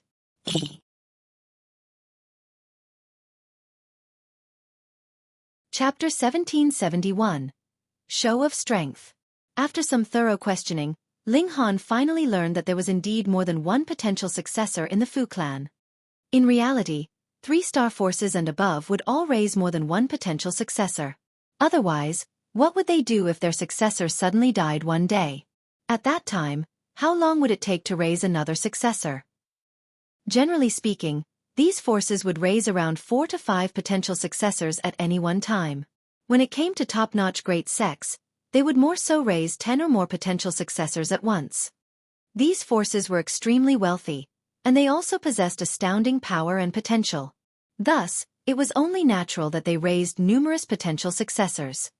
Moreover, having several potential successors would also push them to compete with each other, and thus raise their own strength and abilities. This would in turn allow them to become even more impressive and outstanding. For example, the lunar sect had 7 potential successors, with Bei Xianming being only one of them. His desire to become Dao partners with Fu Xiaoyun was also partly because he wanted the support of the Fu clan, as this would help him solidify his spot as a holy son. After all, the position of potential successor wasn't guaranteed. If someone more outstanding were to appear, the weakest of the 7 potential successors would be immediately demoted. They wouldn't need to wait until the previous sect leader retired. Regarding the Fu clan, because they were inferior to the lunar sect even though they were both 3-star forces, they also had fewer potential successors than the lunar sect. Right now, they only had 4 potential successors. Apart from Fu Gaoyun and young Master Hai, also known as Fu Tonghe, there was also Fu Xioping and Fu Bingbing. Among them, Fu Gaoyun was the newest potential successor as he had replaced the original and weakest potential successor. Meanwhile, Fu Xiaoyun also had the potential to become a successor, and it was because of this that some members of the clan wanted to marry her out. If she married into the lunar sect, she naturally couldn't become a potential successor of the Fu clan anymore. Right now, there was a huge gulf between the cultivation levels of the 4 potential successors. For example, the most powerful Fu Xioping had already reached the dividing soul tier. Moreover, he was a heaven soul elite. Of course, he had already cultivated for an astonishingly long time. In fact, he had already cultivated for over 10 billion years. After him was Fu Bingbing. She was an Earth Soul elite, and even though she had cultivated for a shorter period of time compared to Fu Xioping, she had still already cultivated for a whopping 8 billion or so years. Fu Tonghai was far younger than them, and he had only cultivated for around 1 billion years. He had just advanced to the dividing soul tier, and he had also been the most supported potential successor in the past. However, following Fu Gaoyun's sudden promotion, his popularity and support were instantly faced with a huge threat. Fu Gaoyun was more talented than him, although it wasn't by much. However, picking the clan leader was a task of picking the most talented among the talented. As such, any advantage in talent was naturally extremely valuable. Thus, the conflict between Fu Tonghai and Fu Gaoyun was by far the most intense. According to the rules of the Fu clan, potential successors couldn't directly fight with each other. Otherwise, it would be far too unfair. However, they could rely on their followers to compete with each other. In the past, Fu Tonghai had enjoyed the most support, so he naturally had the most followers as well. Meanwhile, Fu Gaoyun had only been promoted not long ago, so he had far fewer supporters than Fu Tonghai. Moreover, his supporters were also far weaker than Fu Tonghai's supporters. Fortunately, The cultivation level of their followers was strictly limited to the severing mundane tier. This was to ensure fairness, and it was also because dividing soul tier elites could already be regarded as powerful beings in 3-star forces. Thus, how could they become the followers of these youths? Of course, since Fu Xiaoping had already been a potential successor for so long, some of his earliest followers had already advanced to the dividing soul tier. In this case, they were allowed to remain as his followers. It was just that they couldn't participate in the conflicts between followers anymore. Upon hearing Fu Gaoyun's explanation, Ling Han realized that he had unknowingly charged headfirst into another complicated conflict. If Fu Gaoyun hadn't recruited him, he wouldn't have faced any problem at all. Now, however, he had attracted the attention of Fu Tonghai. Perhaps he had also attracted the attention of Fu Xiaoping and Fu Bingbing. Most importantly, the Fu clan didn't allow their members to directly fight with each other. However, he was an outsider, so who knew whether someone would find him annoying and attempt to kill him? Was he truly a magnet for trouble? Fu Gaoyun tugged at Ling Han's arm with a smile and said, "Come, I'll introduce you to a few friends." This academy was as large as a planet, so the residential areas for the students were also as extravagant as could be. Fu Gaoyun led Ling Han and his 3 companions to a courtyard that was situated on a mountainside and next to a limpid river. As they entered, they were immediately welcomed by servants. Upon entering the courtyard, they saw that there was currently a gathering being held here. There were a dozen or so people drinking tea and conversing. When they saw Fu Gaoyun, they immediately stood up to greet him. "Come, let me introduce these 4 friends to everyone. This is Ling Han, Brother Ling. These 2 celestial maidens are Brother Ling's Dao partners, and this over here is Mao Dai, Brother Mao." Fu Gaoyun briefly introduced Ling Han and his 3 companions. "Brother Ling, Brother Mao," the people said in greeting and clasped their hands. As for the Empress and the Heavenly Phoenix Divine Maiden, they simply nodded at them in acknowledgement. After all, they were Ling Han's wives, so they couldn't act too familiar with them. Ling Han and Mao Dai also clasped their hands in greeting. They were being treated with respect, so they naturally had to respond with respect as well. "It seems like young Master Yun holds you in extremely high regard, hey?" a young man who was holding a teacup said. His eyes were fixed on Ling Han and he continued, "Come, I'll use tea as wine and give a toast to Brother Ling." He was feeling slightly bitter at this moment. This was because Fu Gaoyun had personally gone to invite Ling Han and his companions. Moreover, since Ling Han was with his wives, it was clear that he was the person being invited by Fu Gaoyun. What right did he have to enjoy this treatment? The corners of Ling Han's lips curled up into a slight smile. He truly didn't care about who became the clan leader of the Fu clan. However, if anyone dared to provoke him, he definitely wouldn't show any mercy, either. He was just about to raise his cup and punish the young man, yet the Empress suddenly reached over to stop him. "You don't have the right to enjoy tea with my husband," the Empress said. Her slender hand pushed forward, and it was as quick and powerful as lightning. The young man's expression instantly changed. He hurriedly raised his other hand to block, yet he was no match for the Empress at all. Tea sprayed from his cup and drenched his entire face. Who told him to have bad intentions? He said that he was toasting Ling Han, yet he actually wanted to target and embarrass Ling Han. Everyone was slightly surprised upon seeing this. This young man was called Jin Jiyu, and he was a junior of the Jin clan, a subordinate clan of the Fu clan. His cultivation talent was decent, and he had a chance to become a pillar of the Jin clan in the future. When competing for the position of clan leader, Fu Gaoyun and the others didn't only compete for the support of those in the Fu clan. They also competed for the support of those in the subordinate forces. However, he was still completely no match for the Empress. This was quite scary. Even Fu Gaoyun hadn't expected this. He knew that the Empress was powerful, yet this was far too powerful, no? "Haha, we're all a family, so there's no need to ruin the friendly atmosphere," he hurriedly said. These were all his followers, so he naturally couldn't allow them to become hostile with each other. Otherwise, how would he compete against the other potential successors? Jin Jiyu finally came to his senses, and there was a hint of fear in his eyes as he glanced at the Empress. With just a single exchange, he already knew that he was far inferior to the Empress. The gulf between them was far too huge, so much so that it couldn't be surmounted even if he used his trump cards. With this show of strength, everyone instantly became friendly and enthusiastic. In reality, cultivators were fairly realistic people, and they would immediately become obedient if they were beaten enough times. Everyone conversed as they drank tea, and they also exchanged their understandings of cultivation. At this moment someone said, "Young Master Yun, why don't you play a few pieces for us?" Fu Gaoyun's expression instantly darkened.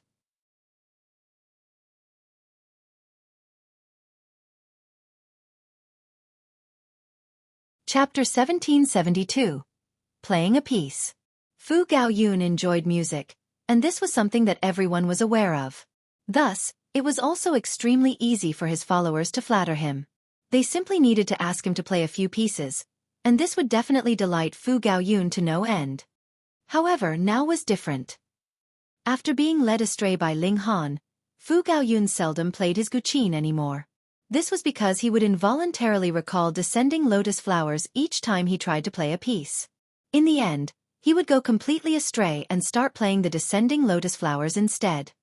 As a young master of the Fu clan, how could he play such a tasteless piece? Thus, asking him to play a piece or two wasn't flattering him anymore. Instead, it was offending him. "Yeah, that's right. Young Master Yun, why don't you play a piece of two?" someone else said in encouragement. How could they know about the trauma in Fu Gaoyun's mind? Thus, they all started to encourage him to play a few pieces. Fu Gaoyun couldn't withstand their enthusiasm, so he could only retrieve his guqin and forcefully calm himself down. Many days had passed, and with his powerful mindset, he had naturally walked out from that crooked path already.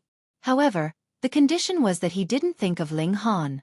Otherwise, his tune would definitely go astray again. "I won't think about it. I won't think about it." He closed his eyes and placed his fingers onto the guqin. Clear and spring-like sounds instantly flowed out from his instrument. Objectively speaking, Fu Gaoyun was indeed extremely talented in music.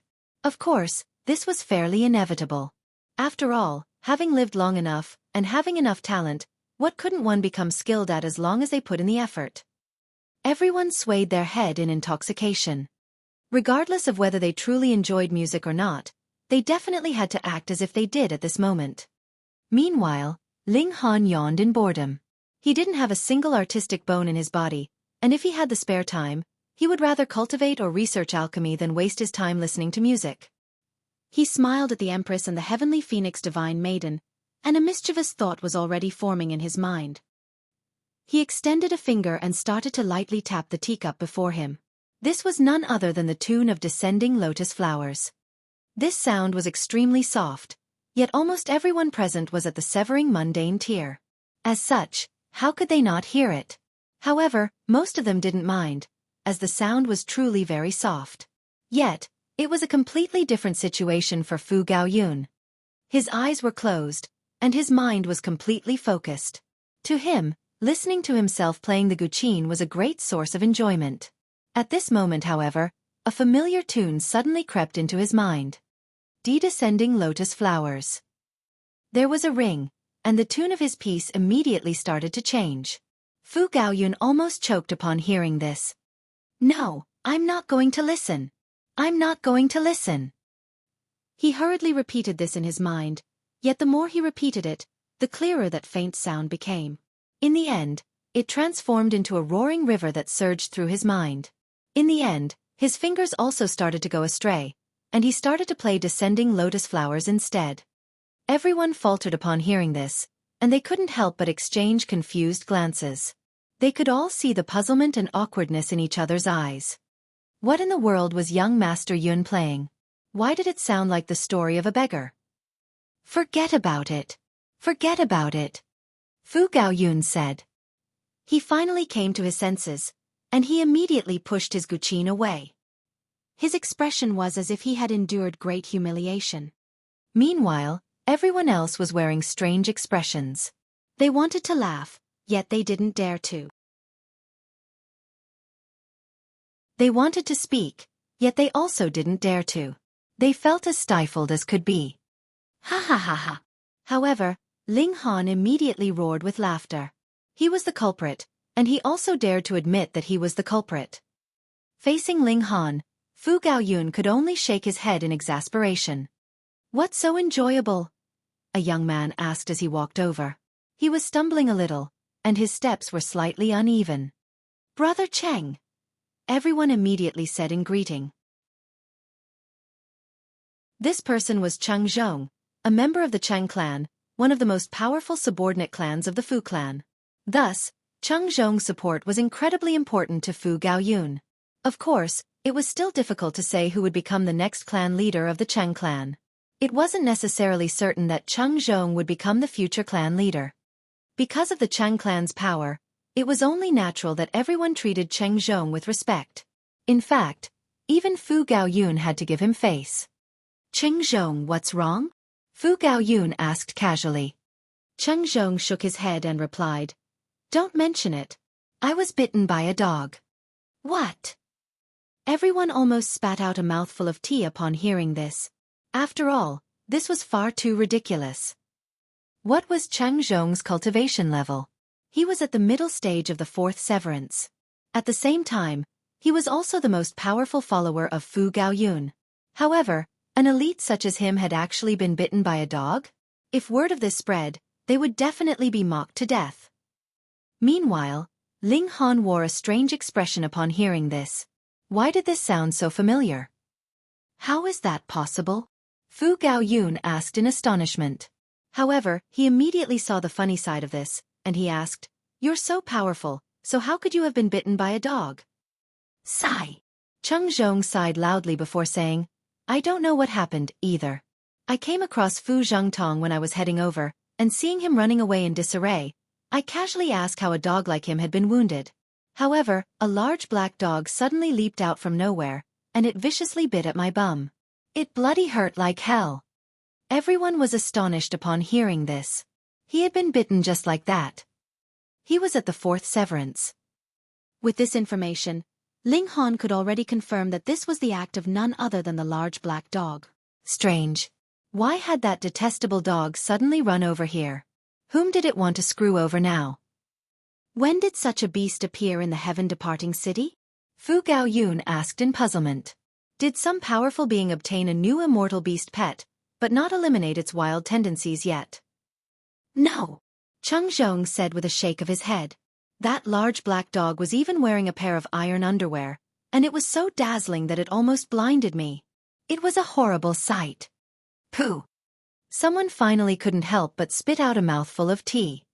"Come, sit over here and calm down first," Fu Gaoyun said. It was hard to seek revenge after being bitten by a dog. After all, they couldn't go over to bite the dog, could they? Cheng Zhong hurriedly shook his hands and said, "No need, no need." How would he dare to sit? His bum was hurting like crazy. Everyone grinned in their minds. This was a fairly hilarious encounter.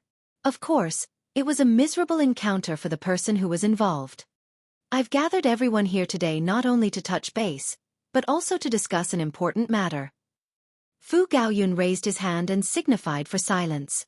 The Hidden Dragon Mystery Realm is about to open, and we need to determine who's going to enter. Everyone's eyes lit up at the mention of the Hidden Dragon Mystery Realm. This was most likely the ruins of some ancient great sect. When discovered in the past, there had even been a piece of divine metal inside, and this had triggered an earth-shattering battle between 3 Celestial King-tier forces. From that point onward, no other rare treasures had appeared in the Hidden Dragon Mystery Realm, but some powerful forces would still occasionally send some people over to try their luck. However, such situations were relatively rare. To the Fu clan, however, the Hidden Dragon Mystery Realm was an incredibly important resource. This was because the Hidden Dragon Mystery Realm produced a kind of matter called Blood Dragon Stones. These Blood Dragon Stones were extremely helpful in raising the cultivation level of those at the Severing Mundane tier, and they could even strengthen one's divine sense, and help them build a solid foundation for advancing to the Dividing Soul tier. From time to time, they would also find some lost cultivation techniques and celestial techniques in this mystery realm. Once perfected, these cultivation techniques and celestial techniques could potentially even reach the level of the Immortal Palace tier or Ascending Origin tier. These were incredibly freakish techniques. Anyhow, because of the earth-shattering battle that had occurred inside the Hidden Dragon Mystery Realm, There were currents of extremely terrifying auras suffusing the entire mystery realm. However, once every 30 million years, a volcano inside the mystery realm would erupt, temporarily suppressing the wild and terrifying auras. During this time, cultivators would be able to enter. Moreover, apart from lava, this volcano also produced blood dragon stones. Even so, one would still need to wear outer garments that were specially made from scraps of blood dragon stones if they wanted to safely enter the hidden dragon mystery realm. Otherwise, their fate could only be death. However, these outer garments were extremely rare, and their effects would also weaken with the passing of time. Thus, they were essentially single-use items. That being the case, only a limited number of people were allowed to enter the hidden dragon mystery realm.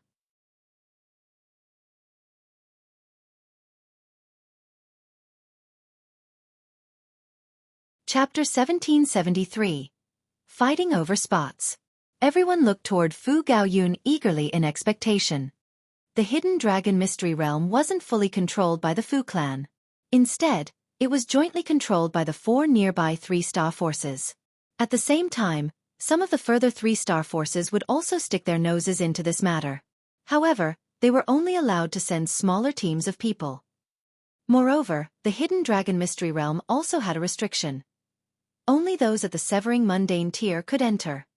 It wasn't that those at the Dividing Soul tier and Immortal Palace tier couldn't enter. Rather, it was just that they couldn't venture too deep into the mystery realm. As such, it would be a massive waste of the blood dragon armors. To youths, entering the hidden dragon mystery realm signified a potentially huge turning point in their lives. If they were fortunate enough to come across a Celestial King tier celestial technique and swallow a few celestial pills, they would become as freakish as could be. Fu Gaoyun was one of the 4 potential successors of the Fu clan, so he was able to give out 10 spots. One of the spots would definitely be reserved for himself, so there were only 9 spots remaining. Young Master Yun, I'm willing to follow you. I'm willing to wade through fire and water to serve you. Someone immediately shouted. Their expression of loyalty was as fake as could be. Under their pretense, they were essentially asking for a spot to enter the hidden dragon mystery realm. Young Master Yun, I'm willing to be your loyal servant. Young Master Yun. Young Master Yun. Many people started to call out, and they all expressed their willingness to serve Fu Gaoyun. However, there were also those who were relatively more reserved. For example, Cheng Zhong. He was a prodigy of the Cheng clan, so he would receive a spot from his clan even if he didn't receive one from Fu Gaoyun. As one of the 5 most powerful subordinate forces of the Fu clan, the Cheng clan could naturally receive a portion of the spots to enter the mystery realm. However, this portion was naturally far smaller than what the Fu clan received. Anyhow, since Cheng Zhong had decided to support Fu Gaoyun, he would definitely feel resentment toward Fu Gaoyun if he didn't end up giving him a spot. At that time, it was extremely likely that he would leave to support another potential successor. Everything depended on how Fu Gaoyun allocated the spots. This was a test of his leadership skills, and this was something that each clan leader needed to learn about. He definitely couldn't satisfy everyone, so this was a huge test regarding how he would make his choices, as well as how he would console those who weren't selected. Ling Han didn't speak. He knew about the hidden dragon mystery realm, so he decided to obtain a few more blood dragon stones for Fu Gaoyun if he ended up giving him a spot. Such would be his repayment. Even if he didn't obtain enough blood dragon stones, he would still have things like the reincarnation tea to use as a substitute. He would definitely repay Fu Gaoyun if he received a spot. Anyhow, Ling Han's biggest value was his potential. He had the potential to become a Celestial King tier elite, and he also had the potential to become a 5-star alchemist. Everything came down to Fu Gaoyun's judgment, as well as his determination to gamble. Moreover, since Fu Gaoyun had announced this to everyone, he had naturally considered all of the possibilities already. He slowly opened his mouth to assign the 9 spots. Sure enough, Cheng Zhong received one of the spots. A person called Li Xian also received a spot. After them, Ling Han and the Empress also received a spot each. As for the final 5 spots, Fu Gaoyun put them up for anyone to receive. They would hold a small competition, and those who achieved victory would receive these spots. Through this method, those who lost wouldn't have anyone to complain to. After all, This was the cultivation world where might made right. After the competition, those who won naturally felt nothing but joy. However, those who lost felt extremely dissatisfied with Ling Han and the Empress receiving 2 of the spots. What right did they have? They had only just arrived, and they didn't have any powerful background, either. Yet they had received 2 of the spots just like that. Who could accept this? However, they didn't dare to express their dissatisfaction before Fu Gaoyun. Thus, they all buried this emotion into the bottom of their hearts. They definitely couldn't swallow this bitter pill. When the gathering ended, Ling Han and the Empress went to their residence in the academy. This was a large residence. In fact, it was essentially a huge courtyard. There were even hundreds of servants, and all of them were at least at the heavenly body tier. This was incredibly extravagant. Fu Gaoyun was very understanding, and he didn't organize 3 separate residences for Ling Han and his 2 wives. Instead, he put them all in the same residence. Right after settling in, Ling Han was informed by a servant that someone had come to visit. Ling Han pondered for a moment before telling the servant to invite the guest in. This was a man in azure robes. His name was Xiaofan, and Ling Han had seen him during the gathering just then. He was at the peak stage of the first severance, and he hadn't managed to win a spot during the competition just then. Zhao Mingpang walked into the hall before glancing at Ling Han, and disdainfully saying, "You're Ling Han, right? Visit young Master Yun tomorrow, and tell him that you don't want to go to the Hidden Dragon Mystery Realm. Instead, transfer the spot to me. However, I won't take your spot for nothing. Here." He tossed a spatial ring at Ling Han, saying, "There are 10,000 starstones inside. It's more than enough to compensate you." Truth be told, 10,000 starstones was indeed a huge sum of money. However, it was completely worthless when compared to a spot to enter the Hidden Dragon Mystery Realm. Moreover, they had already advanced to the Severing Mundane tier, and obtained a limitless lifespan, so would it be difficult to earn some starstones? Ling Han chuckled as he accepted the spatial ring. An understanding expression spread across Zhao Pang's face. This was just as he had expected. In his eyes, Ling Han didn't have any background at all. Instead, he was only here because Fu Gaoyun held him in high regard. As such, he didn't have any confidence at all. After giving him a fright, he would definitely become as obedient as could be. Sure enough, Ling Han yielded before he could even voice his threats. What an absolute coward. I'll happily accept this welcome gift. Now piss off. Ling Han waved his hand to dismiss Zhao Pang. What? Zhao Pang faltered upon hearing this. He thought that he had heard wrong and he asked, "What did you say?" "Piss off, you understand?" Ling Han smiled and continued, "Here, I'll teach you. First, place your hands on the ground. After that, place your head on the ground. With that done, you can push with your legs and succeed in rolling forward. With your intelligence, it shouldn't be too hard to learn this." Zhao Pang instantly exploded in rage. "Are you treating me as a retard? You think I don't know how to roll and piss off?" He was furious, and he immediately pointed at Ling Han, shouting, "Don't push me. I'm allowing you to piss off by yourself now. However, if you insist on receiving my help, you're the one who's going to end up suffering," Ling Han said in a calm voice as he took a sip of tea. Zhao Pang laughed in fury. This person was far too audacious. Not only was he refusing to cooperate with him, but he had even stolen his starstones. Where had his courage come from? "Ling Han, you're far too overconfident," he said with a cold chuckle. "I'll give you one final chance. Do as I say. Otherwise, your fate will be incredibly miserable." Ling Han smiled and said, "Same back to you. Don't bring trouble upon yourself." "Impudence!" Zhao Pang roared. He immediately lashed out, unable to contain his anger anymore. If Ling Han were replaced with the Empress, Zhao Pang definitely wouldn't dare to attack her, regardless of how furious he was. After all, she had easily defeated Jin Jiyu, a second Severance Elite, in a single strike.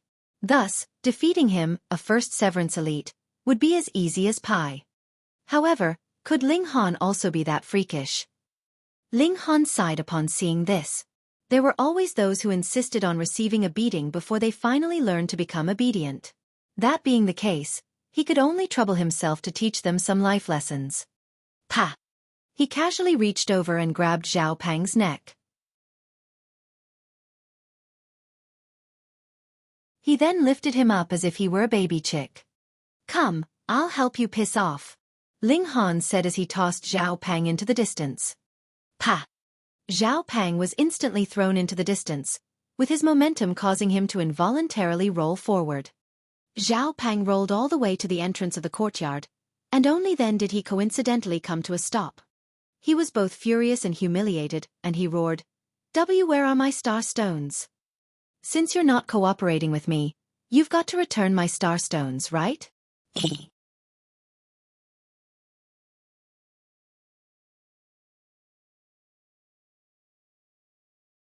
Chapter 1774. Broken. What star stones? Ling Han asked casually. An expression of astonishment then spread across his face, and he said, Perhaps you're referring to the welcome gift that you gave me just then? Say. Oh, that's right. What's your name again? He glanced at Xiaofan, and he didn't give him an opportunity to speak before waving his hand and saying, Forget about it. That's not important. Say, you're far too insincere. How can you ask for your welcome gift back? Fuck your sister. Xiaofan felt so aggrieved that he wanted to cry. Ling Han had taken his star stones, and he had also tossed him into the distance and forced him to roll like a ball. Now, he was even saying that he had forgotten his name. How detestable. He hesitated for a moment before lowering his head and running away. After all, he definitely couldn't defeat Ling Han. However, could he allow this person with no background whatsoever to bully him, Xiaofan? Did he truly think that the Zhao clan was mere decoration? He would return to gather reinforcements. Meanwhile, Ling Han couldn't care less. Regardless of whether he took Xiaofang's starstones or not, Xiaofan would definitely continue to target him anyway. Thus, he would simply treat these 10,000 starstones as payment for his trouble. He would continue to play this game with the Zhao clan. However, Xiaofan definitely wasn't the only person who was planning to target him for the spot to enter the Hidden Dragon Mystery Realm. Moreover, there were definitely more people who wanted to target him because of his lack of background. Shortly after shooing Xiaofan away, the servant returned to inform him that another visitor had come. The visitor was Fu Junyong. With the surname Fu, he was naturally a member of the Fu clan. However, there were far too many members in the Fu clan, and there were more so countless different branches. The branch that Fu Junyong belonged to wasn't valued much, so they naturally couldn't receive any spots to enter the Hidden Dragon Mystery Realm. As such, Fu Junyong could only rely on Fu Gaoyun. However, he wasn't strong enough, so he hadn't been able to achieve victory and obtain one of the 5 spots that had been up for grabs. That being the case, he decided to come here to seek Ling Han. This was obviously because he thought Ling Han would be easy to bully. Brother Ling. Fu Junyong greeted enthusiastically upon entering the hall. He was far more intelligent and sophisticated than Xiaofan. After all, one couldn't strike a smiling person even if they were enraged. Thus Ling Han smiled and said, Brother Junyong. Fu Junyong refused to mention the spots to enter the Hidden Dragon Mystery Realm, yet he continued to talk about how incredibly dangerous and deadly the Mystery Realm was. His description was as if Ling Han would most definitely die if he dared to enter. Ling Han pretended to be astonished, and he asked, Is it truly so dangerous? Indeed, Fu Junyong replied. He was delighted upon seeing this, and he immediately seized the opportunity to say, Brother Ling, how about this? I should be slightly stronger than you, and the clan will also bestow upon me some treasures to protect myself. Why don't I enter the mystery realm in your stead? Rest assured, regardless of how many treasures I obtain, I'll give you 90% and only keep 10% for myself. After all, we're on such friendly terms. Holy fuck! This person is truly Blackheart. At least Xiaofan still offered me 10,000 star stones.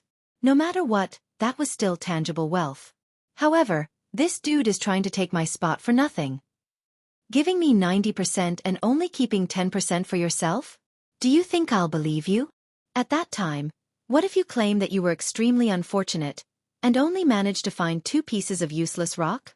How useful will your promise be then? Ling Han immediately rejected this offer, saying, "How can I agree to this? We feel like old friends already, so how can I allow Brother Junyong to risk your life for me? How can I accept the fruits of your hard work for nothing? I definitely can't agree to this." Fu Junyong couldn't help but look Ling Han up and down. Was he serious or not? If he were serious, then that would make him far too stupid. However, if he were acting, then his expression was far too realistic and convincing. Thus he could only say, "Brother Ling, I already said.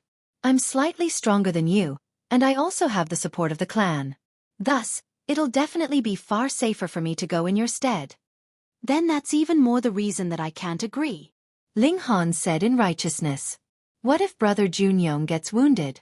What if Brother Junyong accidentally dies? At that time, what will happen to your wife? Won't she be violated by other men? What about your children? Won't they have to refer to other men as father? What if they're maltreated? What if there's no one to burn incense for you in the future?" Holy fuck! Your imagination is far too rich and far-fetched. I'm still alive and healthy, so is it really okay for you to curse me like that? However, Fu Junyong couldn't express his anger at this moment. After all, Ling Han was saying this out of care and concern. As such, he could only force himself to swallow these curses.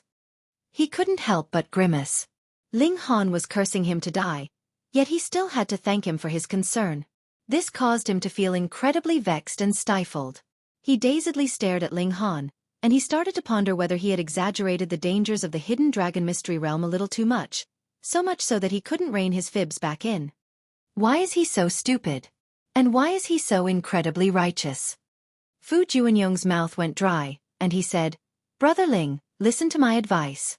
Don't act so rashly." Ling Han chuckled and replied, "If Brother Junyong insists, then it's not as if I can't agree." "It's finally come?" Delight spread across Fu Junyong's face, and he said, "Please do continue, Brother Ling. What do you want me to do?" "Let's spar with each other. If you're stronger than me, I'll naturally let you go in my stead," Ling Han said. He couldn't be bothered toying with Fu Junyong anymore. "Wonderful. No problem." Fu Junyong replied with an eager nod. He was confident that he could defeat Ling Han with relative ease. After all, Ling Han was far too young. Moreover, he was most likely held in high regard by Fu Gaoyun because of his supreme talent and his incredible potential, not his strength. The two of them faced off against each other in the courtyard. "Brother Ling, I'm going to attack now," Fu Junyong said with a solemn expression. He didn't want to severely wound Ling Han, as doing so would most likely kill his chances of obtaining the valuable spot. Ling Han nodded and said, "Then I'll use my full power." "Don't worry. Use your full power. I'll also control my own power." Fu Junyong's expression was as if everything were in his grasp. He made a pressing motion, and a huge number of veined patterns of the Great Tao instantly materialized before him. Their might was absolutely astounding. As someone who was highly valued by Fu Gaoyun, he was indeed fairly skilled and talented. Although Fu Junyong had only performed normal severances, he had been extremely close to performing flawless severances. However, no matter how close he had been, his severances were still just normal severances. As such, his battle prowess was naturally far inferior to those who had performed flawless severances. Ling Han replied with a simple punch. However, he purposefully condensed sweat on his forehead, making it seem as if he were exerting his full strength. Upon sensing the might of Ling Han's punch, a hint of disdain involuntarily spread across Fu Junyong's face. This battle prowess was far too weak. What talent and potential had Fu Gaoyun seen in him? Moreover, he had actually given him a spot to enter the hidden dragon mystery realm. Ling Han's fist arrived before him. Fu Junyong could feel a burst of power rushing over, yet he didn't think much of it. He was just about to unleash some power to block this strike. However, he suddenly discovered that although this punch was weak, the regulations contained within it were devastatingly powerful. That being the case, who would have expected Ling Han's weak-looking punch to contain such overwhelming regulations? "Not good," Fu Junyong exclaimed in his mind. However, it was already too late to dodge. The regulations of the Great Tao surged through his body. Pooh! He instantly spat a mouthful of blood, and his face also became as white as a sheet. Ling Han hurriedly dashed over and asked, "Aya, Brother Junyong, are you okay? I'm so sorry, I used too much power. I mistakenly thought that Brother Junyong was much stronger than me. However, who would have thought?" He continued to use his words to slap Fu Junyong's face. At this moment, Fu Junyong truly wanted to die. How pitiful he was. He had been pummeled into spitting blood, yet he couldn't find any reason to explode in rage. It was he who had said that he would control his power, and it was he who had told Ling Han to use his full power. Thus, he had no option but to swallow this painful result. This was truly a case of Mr. Wang from next door. Fu Junyong had been completely screwed over.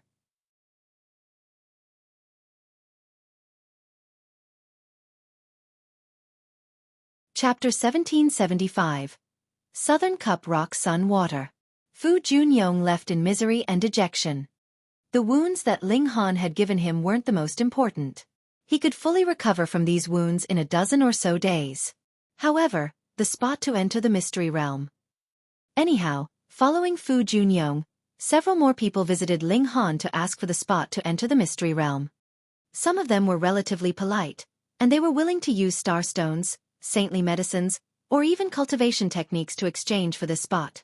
However, there were also some who were incredibly arrogant, and they directly ordered Ling Han to yield his spot. When facing the former, Ling Han would also be polite and nicely ask them to leave. Facing the latter, however, Ling Han would directly beat them out of his residence. Pang! There was a violent shudder, and it was as if the entire courtyard were about to collapse. It finally stabilized after a moment, and it was also at this time that a cold and eerie voice suddenly traveled over. "Where's Ling Han? Get the hell out here to greet me." There was a terrifying might in this voice, and it definitely didn't belong to someone at the severing mundane tier. Instead, it belonged to an elite at the dividing soul tier. Ling Han stood up and started to fly out. At this moment, a young man was standing before the entrance to his residence with his hands clasped behind his back. Although Ling Han regarded him as a youth, judging by his tumultuous vitality, he was at least tens of billions of years old. In fact, he might even be hundreds of billions of years old. His youthful appearance simply signified that he had severed the mundane at a relatively young age. Thus, his appearance had been locked into one of youth. In other words, he would appear young forever. In order to make themselves appear more mighty and dignified, some elites would purposefully age their appearance. However, this person clearly hadn't done so. Anyhow, there was also another person standing behind this youth. This was someone who Ling Han recognized. Fu Zhengtong. "Oh. You lost to me, so you've brought a dividing soul tier elite over to redeem your pride. What a sore loser. Perhaps you'll run back sobbing and ask for help from your elders every time you're defeated by someone in the future." "You're Ling Han?" the dividing soul tier elite asked as he gazed at Ling Han with a cold expression. His name was Fu Siyuan, and he was an elder in the branch that Fu Zhengtong belonged to. In reality, there was a difference of many generations between them. However, because everyone had lived for so long, people usually ignored how many generations existed between them, and they all referred to those of the older generations as elder. Ling Han glanced at him, but he remained silent. Fu Zhengtong couldn't help but rebuke, "My senior is asking you a question. How is this brat so audacious?" Ling Han wore an indifferent expression and he said, "Oh, so he's actually talking to me? Heh. What kind of attitude is this?" There were flames of anger in Fu Siyuan's mind. How was there such an ignorant and naive junior? When those at the severing mundane tier saw those at the dividing soul tier, shouldn't they all piss themselves in fright? His voice was solemn, and he said, "You used underhanded methods to defeat Zhang Tong, so now, I want you two to engage in a fair battle again." Underhanded? Ling Han chuckled coldly in his mind. How much of a sore loser was this Fu Zhengtong? He had actually made up such a *TTY excuse? Moreover, if Fu Zhengtong truly wanted to redeem his pride, he could have simply returned here by himself. Why bring a dividing soul tier elite with him? Was this not to frighten Ling Han? Did he dare to win? If he won, he would need to face the rage of a dividing soul tier elite. In fact, Fu Siyuan might even interfere with their battle and directly target Ling Han. Most of the students in this academy were only at the severing mundane tier, so they most likely wouldn't be able to detect Fu Siyuan's underhanded techniques. They were blatantly bullying Ling Han. "Fine, then let's battle again," Ling Han said indifferently. Fu Siyuan's and Fu Zhengtong's expression was as if they had already expected this outcome. In their eyes, Ling Han naturally couldn't reject the request of a dividing soul tier elite.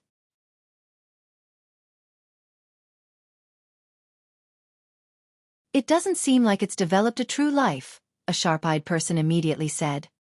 "It was most likely captured by an elite while it was forming intelligence and awareness. They then disturbed the process, resulting in it having a spirit, but not enough spiritual awareness. Even so, this is still Southern Cup Rock Sun water that has developed a spirit. Its power and might is simply astounding." Fu Zhengtong was brimming with pride and haughtiness. An ancestor of his branch had coincidentally obtained this Southern Cup Rock Sun water a very long time ago. However, few people knew about this. If he hadn't been humiliated so greatly, and if it weren't because of his lack of confidence against Ling Han, his ancestor definitely wouldn't have let him borrow this precious treasure. Right now, he was unleashing this precious treasure to obtain victory in one fell swoop. The water dragon roared, unleashing an astounding might into the surroundings. It was at least at the dividing soul tier. How would Ling Han resist? Everyone shook their heads upon seeing this. To say nothing of severing mundane tier cultivators, even elites at the yang soul of the dividing soul tier wouldn't be able to rival this Southern Cup Rock Sun water. However, there was a strange expression on Ling Han's face. This was because a wisp of power had been aroused inside him. The Xianyin source water. This was one of the 9 great source waters of the celestial realm. It was the source of all water, and it was the mother of all water. Right now, the Xianyin source water was releasing a feeling of greed. It wanted to consume the water dragon. Because the Xianyin source water had already become Ling Han's source power, he could clearly determine that he possessed the ability to consume the water dragon. In other words, he possessed the ability to consume the Southern Cup Rock Sun water. This was because he belonged to a higher level, thereby allowing him to comprehensively suppress the spiritual matter.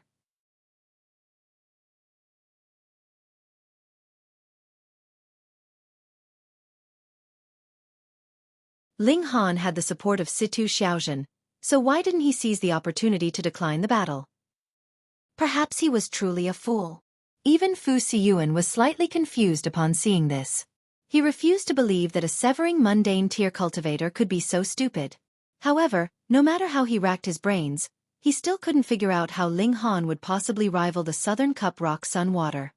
Perhaps he possesses powerful spiritual matter such as the Wuxia fire or Sixth Heaven thunder. No way! What a joke! Fu Siyuan pondered for a moment before deciding not to stop Ling Han. They definitely had to win their face back. Otherwise, their branch would suffer great humiliation. Fu Zhengtong roared loudly before charging at Ling Han. He couldn't suppress his anger any longer. Boom! The water dragon howled in fury. This was a spiritual matter of heaven and earth, and when it grew up, it could even reach the ascending origin tier. Although it was wounded now, it still possessed the might of a dividing soul tier elite. Moreover, it possessed the great Tao of water that one could investigate and comprehend. As such, this was definitely a paramount treasure. However, it was a shame that it was only at the dividing soul tier, meaning that one couldn't rely on it to comprehend the mystical nature of the immortal palace tier. Otherwise, it would be even more valuable. On the flip side, however, Fu Zhengtong wouldn't have been able to borrow this treasure if it had been truly flawless and able to reach the ascending origin tier. After all, such a powerful treasure would definitely attract ascending origin tier forces who might even try to forcefully steal it. The water dragon was unstoppable as it swooped over. Ling Han dashed aside to dodge, and he started to engage in battle with Fu Zhengtong. However, the water dragon was far too powerful. After all, it was at the dividing soul tier, and it was perhaps even above the Yang soul. It had potentially reached the Yin soul or even the Earth soul. Thus, it was inevitable that Ling Han was occasionally struck by the water dragon. Shockingly, however, it was as if Ling Han weren't affected by this at all. He remained calm and composed regardless of how the water dragon wreaked havoc in his surroundings. It was as if the water dragon weren't a dividing soul tier elite, but rather a measly Genesis tier cultivator. Gasp. Everyone was transfixed with shock and disbelief. How could they accept this? Meanwhile, Ling Han was secretly feeling elated. Each time he clashed with the water dragon, he would pluck a wisp of its power of regulations, transforming this into his own power. During this process, his origin power would continue to rise at a steady rate. To Celestials, the accumulation of origin power was already relatively unimportant. However, this was still something that needed to be accumulated over time. As such, why would Ling Han not accept this free origin power? Of course, his most important task was still to strengthen his source power. If Ling Han wanted to comprehend the power of regulations, he could use his own source power to comprehend the regulations of water and the regulations of fire. After all, both of these source powers were already at the Celestial King tier. Would the difficulty of comprehending heaven and earth be equivalent to the difficulty of comprehending one's own power and body? Thus, it could be said that before reaching the Celestial King tier, Ling Han's cultivation speed would be tens of thousands of times quicker than that of other cultivators. This was inevitable. After all, who else would be fortunate enough to refine a source power of heaven and earth? Even when considering celestial kings, few could achieve such a feat. Incredible! This feels absolutely incredible. As they collided, Ling Han continued to extract the water dragon's power. It appeared as if they were engaged in an intense battle, yet in reality, the water dragon was continuously becoming weaker. If the Southern Cup Rock Sunwater had truly developed intelligence, it definitely wouldn't have battled against Ling Han head-on like it was doing now. After all, would it be that foolish? Unfortunately, however, it had been captured by the ancestor while it was at the most critical moment of developing intelligence. That being the case, it could only foolishly battle against Ling Han. It continued to weaken, and Ling Han continued to feel elated. He was brimming with origin power. In fact, if he didn't advance, his Dantian would be too small to contain any more heavenly bodies and any more origin power. Stop! Fu Siyuan suddenly shouted. His brows knitted into a frown, and he said to Fu Zhengtong, "Attack me with your full power." Fu Zhengtong faltered upon hearing this, yet he immediately came to his senses. Indeed, something seemed off. How could the Southern Cup Rock Sunwater be so weak? It couldn't even suppress a measly severing mundane tier cultivator. He brandished the water dragon and attacked Fu Siyuan with his full power. Boom! The water dragon radiated with a powerful might as it gathered the water particles of heaven and earth. However, Fu Siyuan was astonished as he blocked this attack. Although the water dragon's attack appeared powerful, in reality, its destructive power was only at the early stage of the fourth severance. He came to a sudden realization. No wonder Ling Han could rival the power of this water dragon. As it turned out, this was a fake water dragon. Southern Cup Rock Sun Water.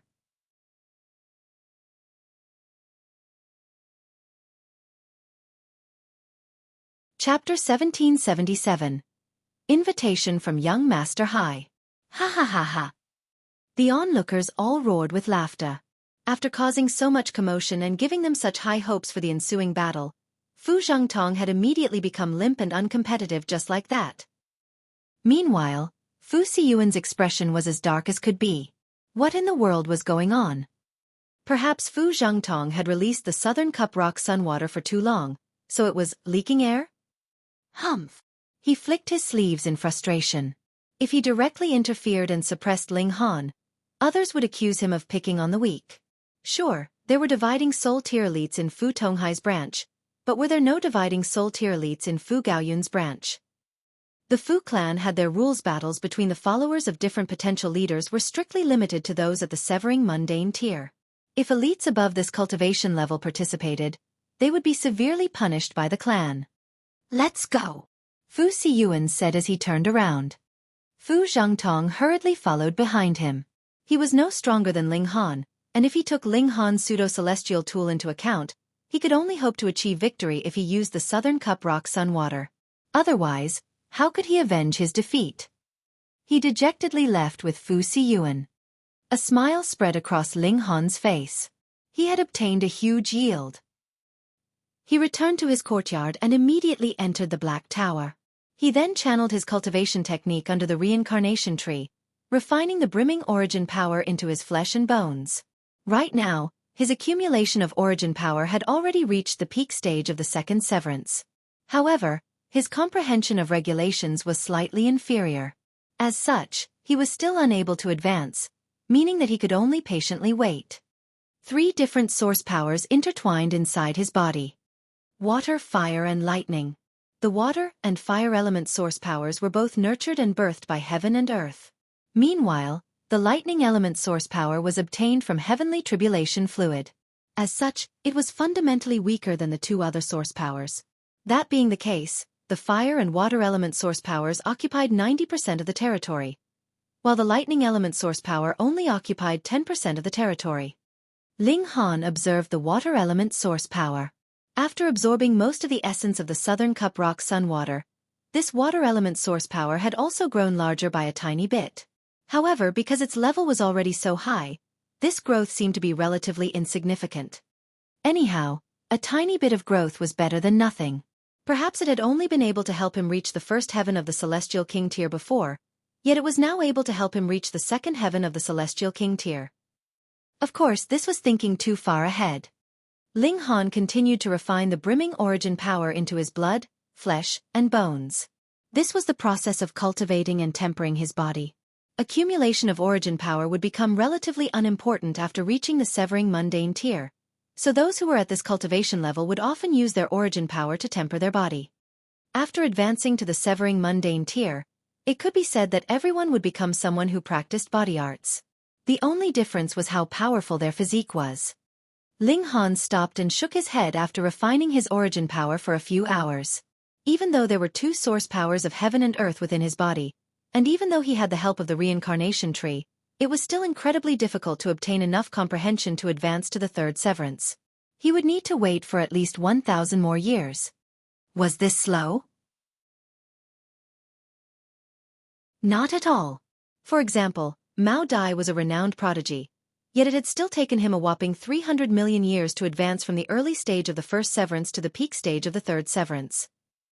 Was it possible to advance faster? Of course. One could ingest celestial medicines. Otherwise, one could also enter celestial bath pools like the one in the Han clan. By doing so, one would naturally obtain a steady flow of comprehension. As long as they weren't a fool, their cultivation would naturally rise at an explosive rate. Ling Han sighed with emotion. He already owned numerous paramount treasures, yet if he wanted to rapidly increase his cultivation, he would still need to enter all kinds of ancient sites to look for rare opportunities. He was under far too much pressure. Otherwise, advancing by 1 minor level every 1,000 years was something that even young king tiers like Chong Sun Liang and Fu Gaoyun would accept with glee. They definitely wouldn't view this speed as slow. Meanwhile, Zhao Pang had sought help from a powerful figure of the Zhao clan, and they had desired to heap pressure onto Ling Han. However, Situ Xiaojun informed the 2 3-star alchemists about this, and they both became incredibly displeased. They immediately complained to the clan leader of the Fu clan, and as a result, the Zhao clan was treated as an example and severely admonished by him. Only at this moment did everyone come to a sudden realization. It was untrue that Ling Han didn't have a powerful background. Instead, he had the support of 2 3-star alchemists. Upon learning of this, no one dared to provoke Ling Han anymore. At the same time, it also caused many members of the Fu clan to think highly of Fu Gaoyun. By obtaining the support of Ling Han, he had essentially obtained the support of 2 great alchemists. This was unfathomably important to Fu Gaoyun's aim of stabilizing his position as a potential successor. In fact, it was also a critical relationship that might help him become the only successor of the Fu clan. Several undecided branches and subordinate forces immediately started to lean toward Fu Gaoyun. In turn, this placed huge pressure on the 3 other potential successors. Fu Gaoyun was naturally overjoyed. He had only become acquaintances with Ling Han because he appreciated his personality. At that time, he hadn't known that Ling Han was also a talented alchemist who would bring him such immense help. In order to thank Ling Han, He became even more enthusiastic as he helped him search for level 20 godly metal. At the same time, he also ordered more people to search for the whereabouts of the Rock Palace. With this significant increase in effort, it wasn't long before they obtained some results. Godly metal could be obtained as long as one had enough money. Meanwhile, news about the Rock Palace was also delivered over from the distance. This news had come from a city that was located near the boundless sea. It had come from a merchant who had traveled to the Western Celestial Realm. Indeed, Ling Han was currently located in the Eastern Celestial Realm, while the Rock Palace was situated in the distant Western Celestial Realm. Ling Han was beside himself with emotion upon hearing this news. However, crossing the boundless sea was an incredibly dangerous matter. There were countless immortal beasts in the sea. In fact, there were even celestial king-tier immortal beasts in the sea. With Ling Han's current strength, attempting to cross the sea would be equivalent to seeking death. He had to follow a merchant team. In other words, he had to pay a huge sum of money to cross the sea. However, Ling Han wasn't worried about this cost. Instead, he was worried that money alone wouldn't be enough. No one could guarantee that crossing the sea would be safe. Some powerful forces had opened set routes in the sea, yet even so, they would still tell their passengers that they were liable for their own safety if anything untoward were to happen. If that were to occur, Ling Han would have no option but to seek refuge in the Black Tower. Perhaps he might even be met with grave dangers when he poked his head out again. After mulling over this for a long time, Ling Han decided to cross the sea after he reached at least the dividing soul tier. Doing so would increase his safety by a significant amount. Moreover, he had also received immense help from Fu Gaoyun, so it would be incredibly discourteous of him to leave at this moment. After all, departing at this moment would definitely lead to the collapse of Fu Gaoyun's newly obtained support. Ling Han wasn't someone who would leave things unfinished. Coincidentally, he also wanted to see if he could obtain anything during his trip to the Hidden Dragon Mystery Realm.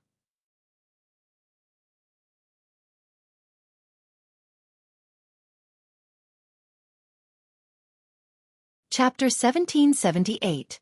Persuasion. Young Master Hai? Fu Tong Hai? Ling Han came to a sudden understanding. Because of him, Fu Gaoyun was now enjoying an ever-increasing amount of support. Moreover, having the support of 2 3-star alchemists was far too mighty and impressive. It was also because of this that Fu Tong Hai was unable to remain calm. If this continued, Fu Gaoyun would definitely become the legitimate successor to the position of clan leader. Ling Han smiled and replied, "I'm not familiar with Fu Tong Hai, am I?" "How are you not?" Lu Huayu asked with a charming and dainty smile. Her smile was as beautiful as 100 flowers in full blossom. Moreover, her charm techniques were extremely high level, and they didn't rely on her selling her body or physically seducing others. Just her movements and her smiles were enough to charm one to the extreme. "As long as you can converse, there will naturally be something to talk about," she said. She twirled her hair, revealing a small portion of her smooth and jade-like ear. However, she immediately released her hair to cover it again, and this would make one's mind become itchy with thirst.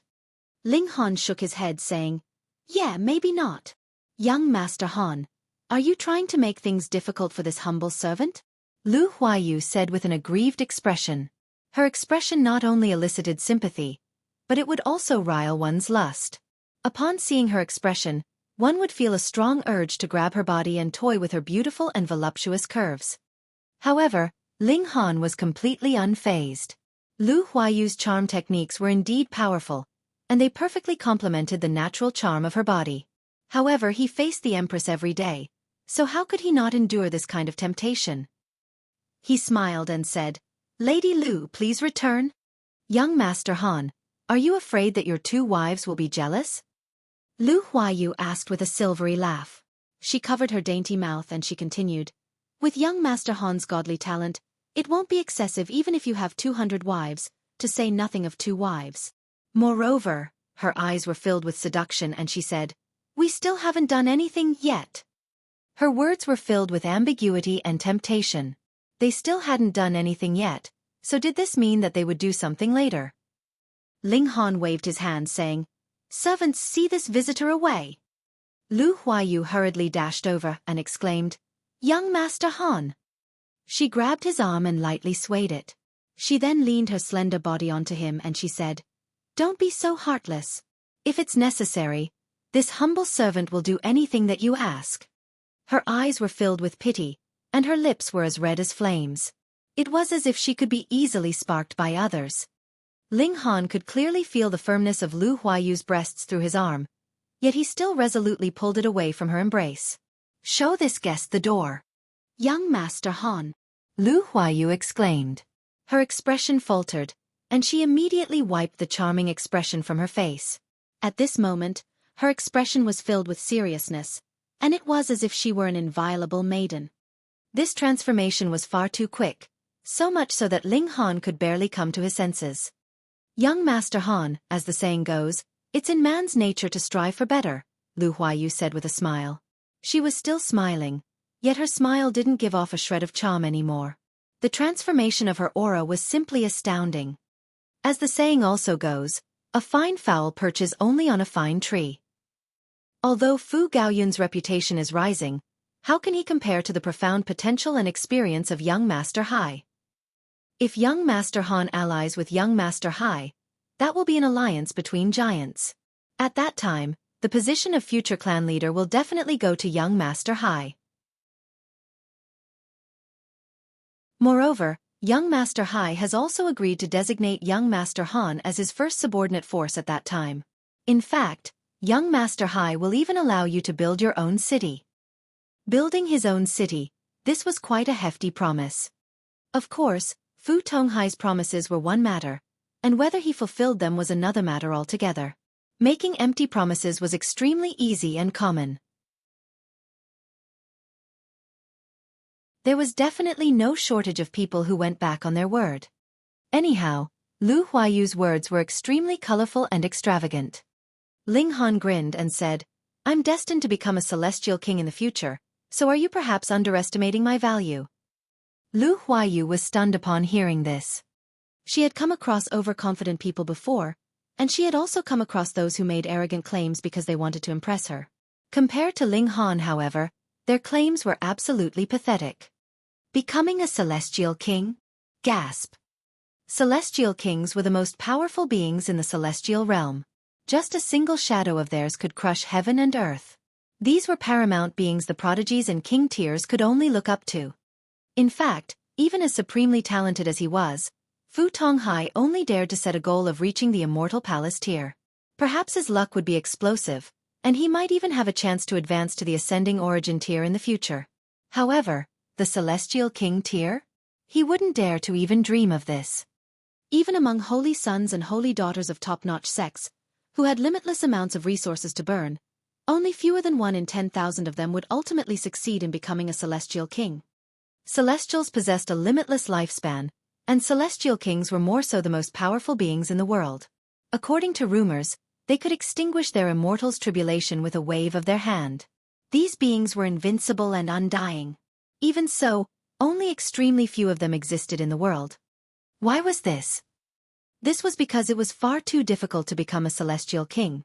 Perhaps a new celestial king would only appear once every 100 billion years or 1 trillion years. Thus, Lu Huayu would have simply chuckled in reply if Ling Han had made any other bold claim. However, claiming that he would become a celestial king? She couldn't laugh even if she wanted to.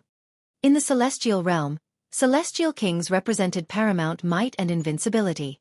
If one couldn't reach this height, then they could only gaze up in respect and reverence. Lu Huayu faltered for a long while before eventually stammering, "Young Master Han, what an incredible aspiration." However, her words definitely weren't that of praise. Ling Han was only a measly first Severance Jr., and he only had the support of 2 3-star alchemists. Yet, he was actually boasting that he would become a celestial king. If word of this spread, others would definitely treat him as if he were an utter fool. Ling Han's voice was calm, and he said, "If Fu Tonghai can help me reach the celestial king tier, I won't mind going over to meet him. Otherwise, don't waste my time." Holy *T. Lu Huayu almost slapped him in the face. If Fu Tonghai knew how to become a celestial king, would he still give a toss about becoming the clan leader of the Fu clan? 100 million positions of clan leader wouldn't be worth the position of celestial king. She was truly rendered speechless. When others talked business, they all asked for exorbitant benefits while eventually settling for decent prices. However, Ling Han's request was simply astronomical. How could she reply to him? Then, this humble servant will ask for young Master Hai's instructions, Lu Huayu said. She finally stood up to leave, and her expression was slightly flustered. This was the first time that she had become so flustered before a man, and this was also the first time that she had failed to convince her target. This was a crushing blow, and she couldn't help but suspect that her charm had weakened. 2 hours later, another person came to visit. This person was none other than Fu Tonghai, one of the 4 potential successors of the Fu clan. He was a charming man, and he was brimming with the demeanor of a king tier. Women would definitely be attracted by him, and men would definitely be impressed by him. I'm Fu Tonghai, he introduced with a loud laugh as he entered Ling Han's courtyard. Ling Han nodded in reply, saying, Brother Hai. Brother Ling, you're a man of great aspirations, and coincidentally so am I. Why don't we team up to build a beautiful future? There was eager anticipation on Fu Tonghai's face as he gazed at Ling Han, and his warm enthusiasm was such that he could easily soften others and cause them to impulsively agree to his requests. It was no wonder that even a seductively charming woman like Lu Huayu was willing to serve him. His demeanor and presence were truly outstanding.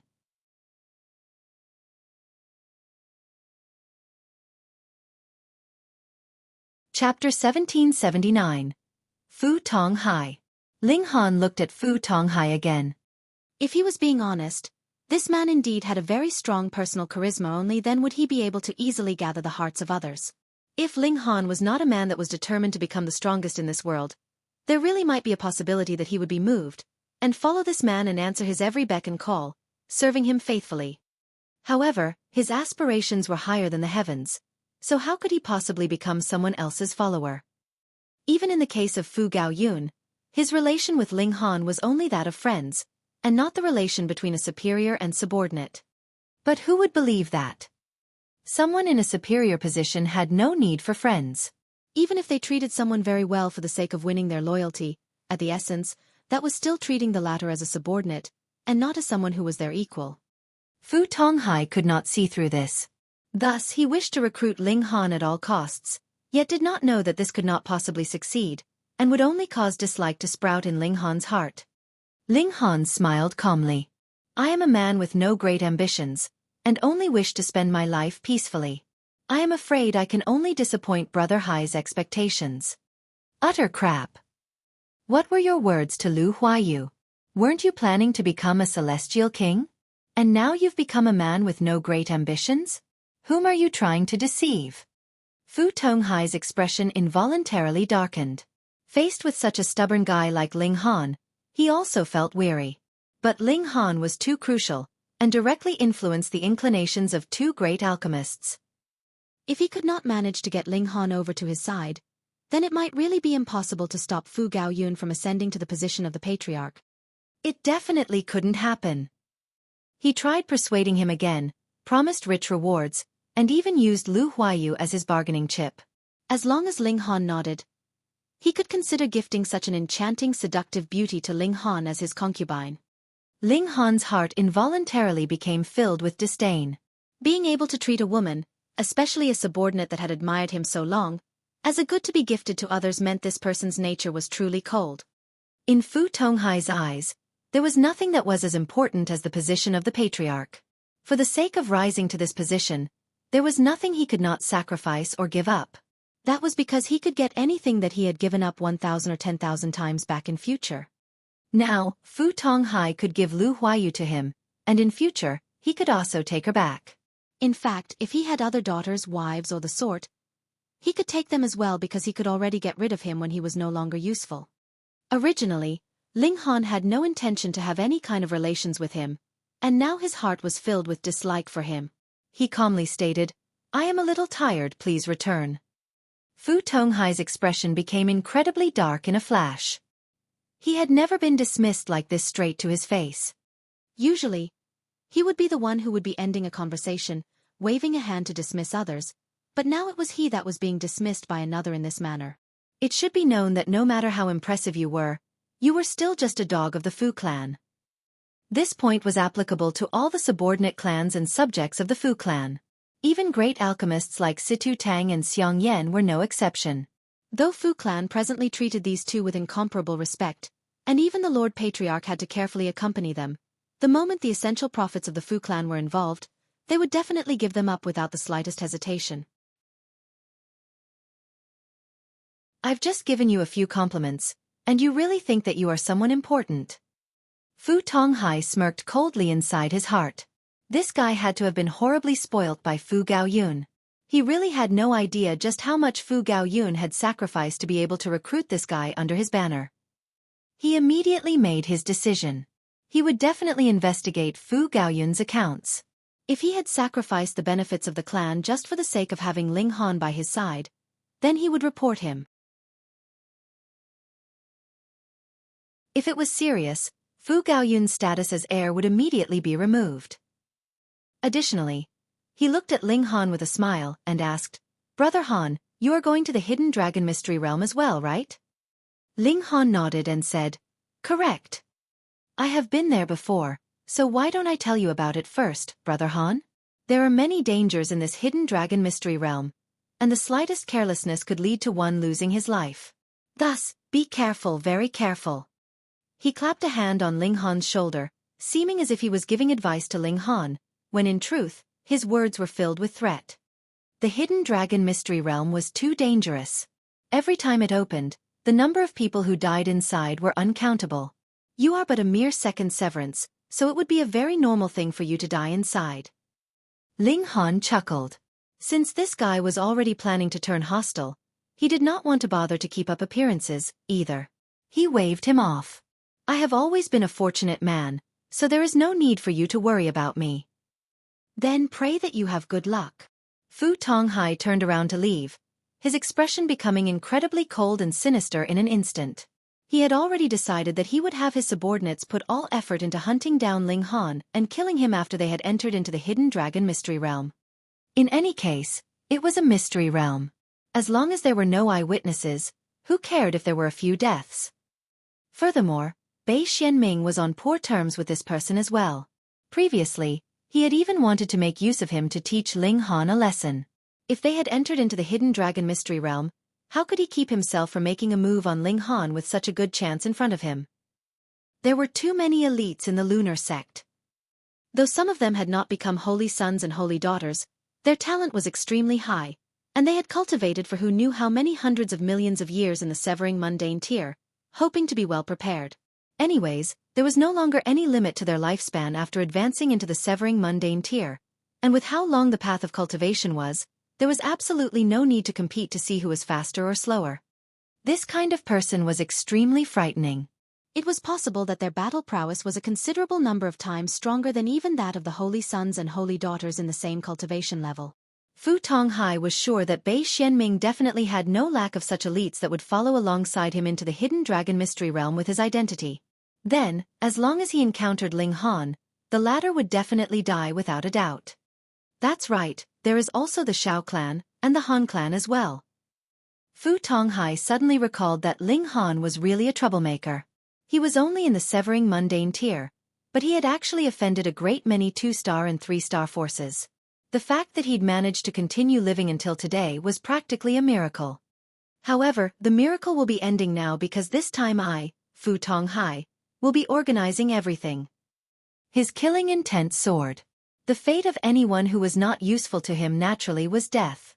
Who asked Ling Han to be too useful such that he directly affected the balance of power between the 4 great heirs. Even if I don't make a move, the other 2 probably wouldn't be able to remain calm, either. A sliver of a cold smirk appeared at the corners of Fu Tonghai's lips. He was referring to Fu Xiaoping and Fu Bingbing. How could these 2 people not be anxious as well? They had to be anxious. It was just that they should be aware that they could not compete with Fu Gaoyun, and thus simply chose not to recruit Ling Han at all. Wouldn't it be even better to directly kill this guy in the Hidden Dragon Mystery Realm with a trap? And that would end the matter once and for all. Ling Han, if you still manage to escape this time around, I will take your surname. He turned his head and glanced at the manor behind him. Then, taking a step forwards with a flutter of his sleeve, he disappeared without a trace. In the main hall, Ling Han was rubbing his chin, feeling slightly wronged. Initially, he had not planned to do anything special when he had come to the Fu clan.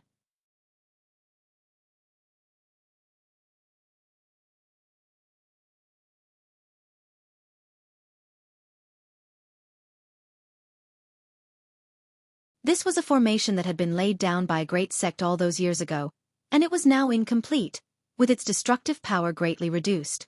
There was only a little bit of fog rising in the surroundings, which could only cause confusion, but did not have much destructive power. The true killing intent lay within the mystery realm. The aura and regulations had been left behind by elites in that great war all those years ago, and did not disperse even after uncountable years had passed, being astonishingly terrifying.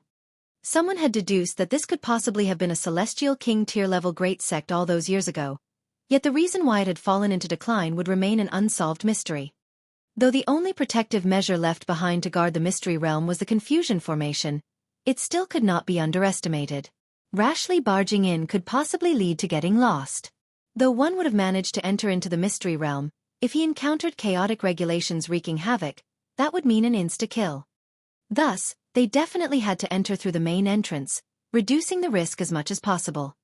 After coming to this place, the battleship slowly descended. There was not just a single battleship anchored here, but rather at least 10 of them, and different flags were hung on every single vessel. They were also painted in different colors, but strangely, aside from that, these battleships all looked practically the same.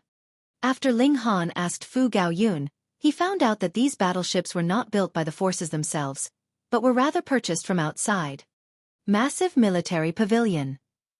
This was a 4-star force, yet unlike other great sects and clans, which used battles to expand their territory, they did business, and what they sold were various types of weapons from small-sized swords and bows all the way to large battleships.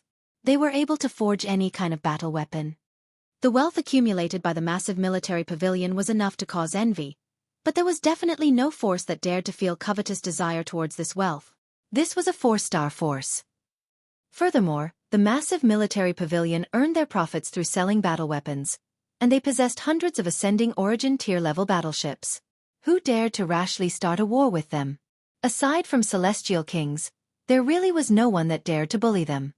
Lu clan, Beiyu clan, Qianzhao clan, Ting clan, Ancient Rain sect, Purity sect.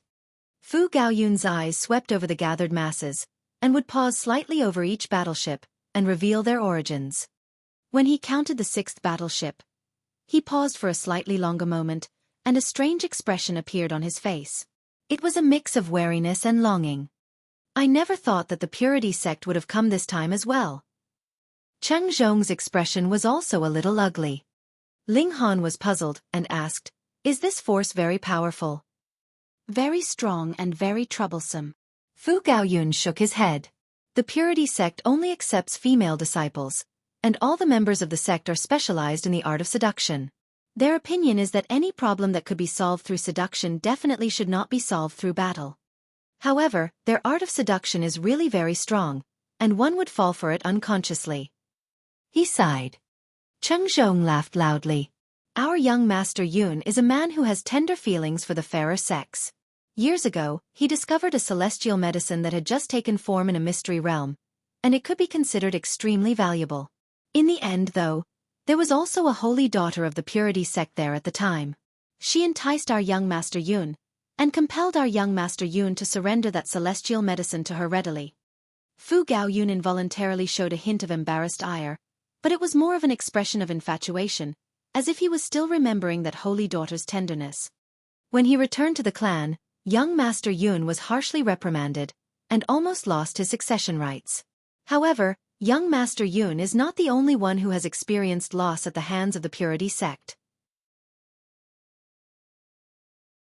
Putting aside our Fu clan, even when it comes to the Lunar sect, whose strength is top grade, their holy son has not experienced just a few losses like this either, Cheng Zhong continued, redeeming a little pride for Fu Gaoyun. Fu Gaoyun's expression became serious, and he said, "Brother Ling, you must not be careless.